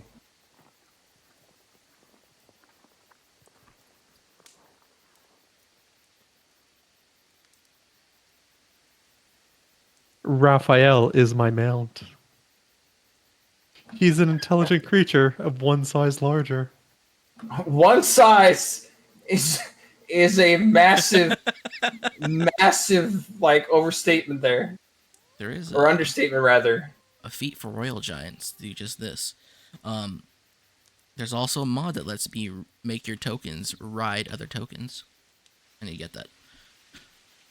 It's just like in World of Warcraft where you can ride the druid. You see the movement in the orchard, and you get into the orchard, but the orchard itself is a lot harder to see through. Do you continue following where you believe that thing is running to? Yeah, Yes. and try to listen for any movement as well. I'm also going to cast Black One's Aura as we move into the orchard. Okay, I'm back. What's happening? I've acquired a mount. Yeah, I hit level 40. I'm kind of a big deal. Well, why don't you read the Black One's? My natural AC is increased to 12, and I have +2 to my spell DC. Lasts for 1 hour. So you ready up. Yes. The orchard clears out. You run through the end of it. You see off in the distance a shadowy figure. Quickly, sort of rip the door open to a shed and slam it and close it behind them. It is maybe 300 feet out.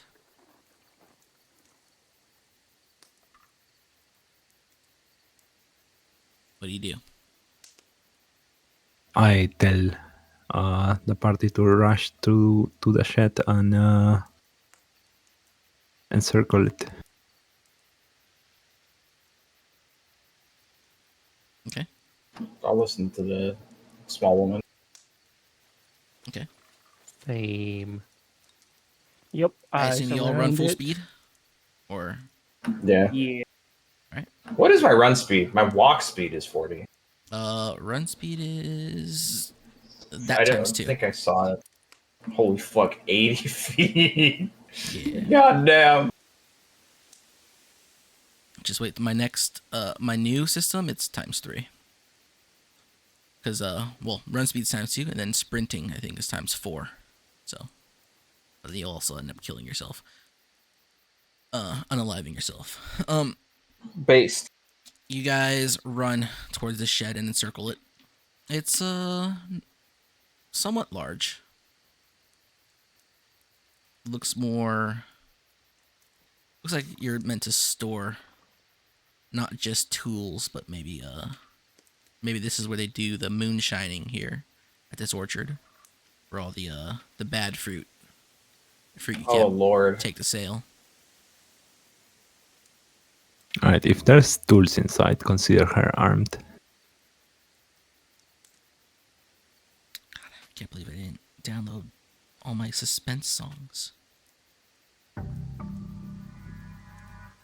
It's a shed, and she wasn't unarmed. It's just don't get hit. What do you do? I look for an entrance. There is a front door. There are a few windows. They're high windows though. And then there is a back door. Okay. Alright. I will check if the back door has been opened. Or, like, in the last few minutes. The back door looks like it's been closed securely. It doesn't look like anything has been growing in the way, so it's a bit difficult to tell. Maybe you gotta give me a survival check for that one. Or an investigation check, rather. So is it a 2-story barn or whatever? Nah, it's a single-story shed. Somewhat large. Has But it high has windows. at the Yeah, top, the windows right? are the ones that are like, they're the Okay. small windows that are like 6 feet up, 7 feet up. You do have a... I cast Mage Hand. Yeah, you can't really tell whether or not this door has been opened in the last minute or two. But you do know this door sees use. You cast Mage Hand, Rowan.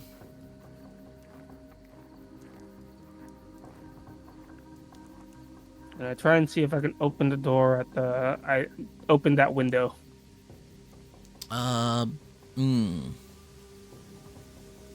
Yes, this is the kind of window that opens outward but diagonally. Got it. I'm gonna try and see if I can get my mage hand to open it up. Um.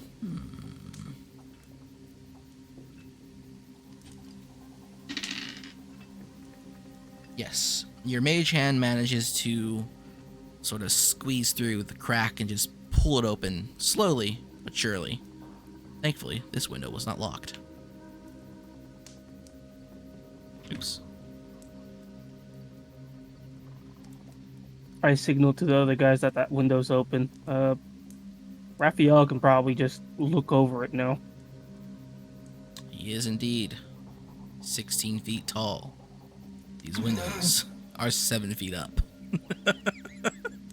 Oh, never mind. He could have just ran through it. I'm bigger than this building. Yeah, actually, you are.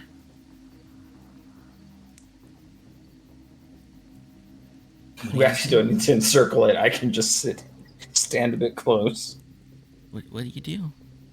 Oh, if you had the strength, you could just lift the roof off. What do you do? Can I fit myself through the window? Yes. Yeah, you're short. You're small. You feel like you can definitely just squeeze into this window. All right, I will do that. I'm gonna look inside the window. You gotta jump up to get there, Yep, I'm gonna try and jumping up. right? I'll give him a boost.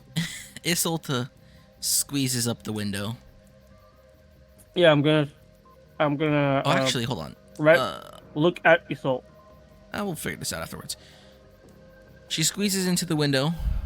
The giant will come by and lift you up so you can get through, and if you need his help. And then Rowan, he will also lift you up so you can see what's going on alongside him.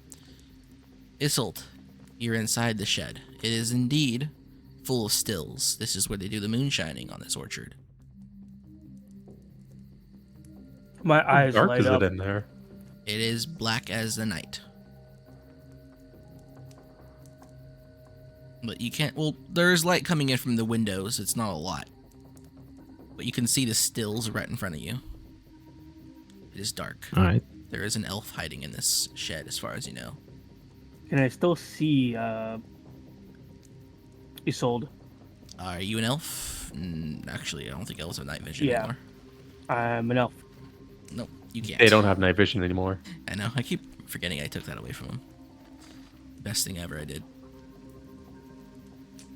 Best thing I ever did.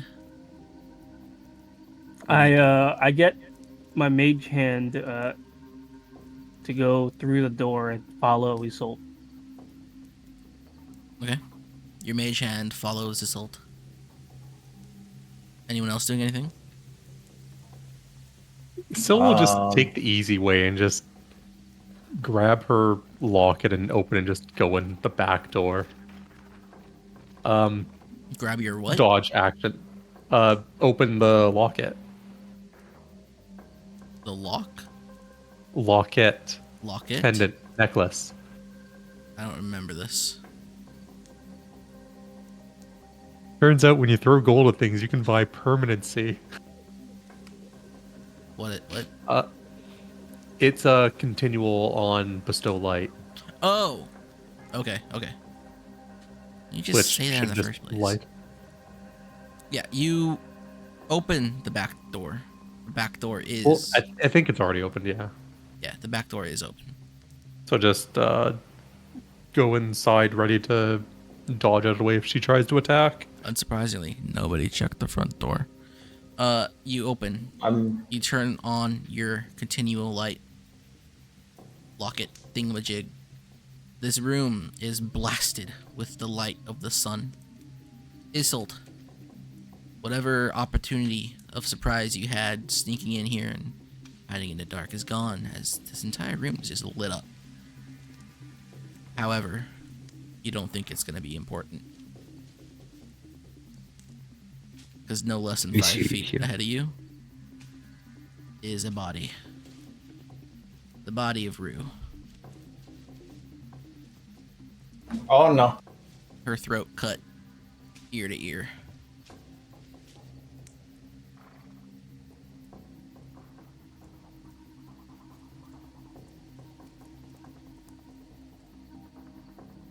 And I think that's what we're called for tonight. It's over. We ain't getting paid. So I was about to say, there goes our gold. I was going to split it 50-50 with you. The black one's gonna like smoke me from a million miles away. Bro, we're broke. What are we going to do? What are we going to do? Maybe we can sell her body. Alright, hold up now. Well, Actually, wait, I have like super pot, like just absurd worth wine. Do any of us have the mending cantrip? She's dead, so she's an object. We can fix her neck. Well, funny you say that. well. You'll have to wait till next week. You don't have the mending Indeed. cantrip. You have mage hand. Well, that was our first game. I know, guys. but I have something else. I'm very Is she- Oh glad. god. Wait, amount of before we roleplay. finish, is she dead, or is she still bleeding out? She is in a pool of her own blood. Yeah, We'll but be I mean, fine. Her nice gray and red gold trim outfit is saturated in her blood. no, it's a very fast bleed out. I mean, her entire neck is cut open. It's not a clean, like, here's a little slit. It's like you can see the bone. If Well- you cut something's neck, it dies instantly, almost. No, It's- it well, doesn't. Okay, It really doesn't. before the end, I- we at least check what every- made the thing, if it was natural or like a weapon. Every like lamb, cow I've slaughtered, it dies like within a couple seconds. It's very noisy if it wasn't like brain dead before you slit its throat.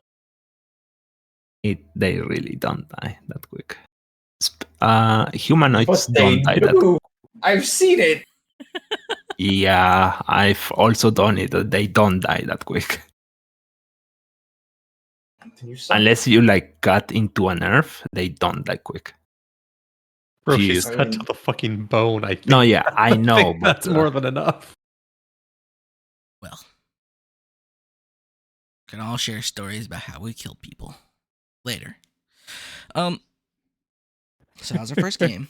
I'm very happy with all the role playing that took place. One of you is an absolute crazy person, and I enjoy it. You also need to make your character sheet, please. I will.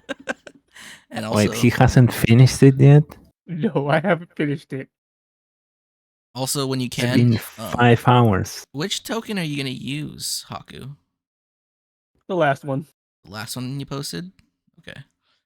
Make sure you upload that one to the reactive. Okay. An absolute fucking crazy person. Jesus Christ. I was surprised. To be honest, I think it would have been funny as fuck if he died. Yeah, that too. That really would have been funny if fucking he dies right off the rip and we just get another Looney Tune. Had to make a new character that he's gonna be building the sheet during the game next week. I was surprised it took us so long to get to that point. Also, I was yeah, waiting Hawk, for- you get 3 more spells. I was waiting for people to Oh, okay.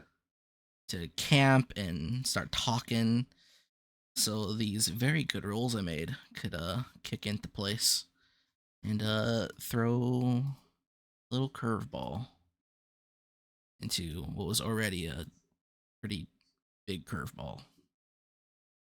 But what about our gold? That's the important question. Will we get paid? I don't think you will have life. there were different outcomes that could have happened, and I just rolled for the most fun one. It's good game. You know, we we really can't start a campaign without causing some catastrophic event. It's impossible. Yeah, the first game on our first 17 WP campaign, you guys destroyed a city. It's true. By you guys, I mean Haku. And then there's that whole part with the prisoner, and then I just go, whoop, destroy the city. Yep. All right. Next week we all gonna be here? Yes. Yep. No postponements. Yeah. That's next week. 2 of us are gonna have Mage Hand. Next week on Before the unique cantrip. 26th, 7 p.m. PST, which I believe will Okay, be so the 27th for you. that's 27th for me. Yeah. Yeah. The 4th, I have a medical appointment with my neurologist. So Should we shift it to the Thursday for that week? I don't know what time it is yet. So depends. All right, just keep me I will updated. confirm that later. Is Yeah. it on the 4th, you said? Yeah. Next week. Is that Well, he's 12 hours ahead of us, or me. So that's what is that? That's I the know week it's- after next. I know it's Saturday evening. yeah, he's just being, very responsible. Telling us that there is an appointment ahead of time. All right. Yeah. I had a lot of fun. Trying very hard not to laugh constantly at this unhinged lunatic. Dude, it was so hard to say anything at the start 'cause I was trying not to laugh. Harmoo, also fix your icon My what? on reactive. That shit doesn't work. That Come on. it's been uploading my icon for like the last 5 hours. Refresh and it'll work. I've Yeah, refreshed like 7 times. Well, I mean, it's working for Morgan now. Get updated for him. What? Whenever you can. I mean, I don't mind having Marcy on the screen like that, but it'd be better if it fit your token. Right. I think that was a good game. I hope we'll all be here next week to see the consequences of good roleplay. I'm turning the stream off. Okay, now what fucking class are you?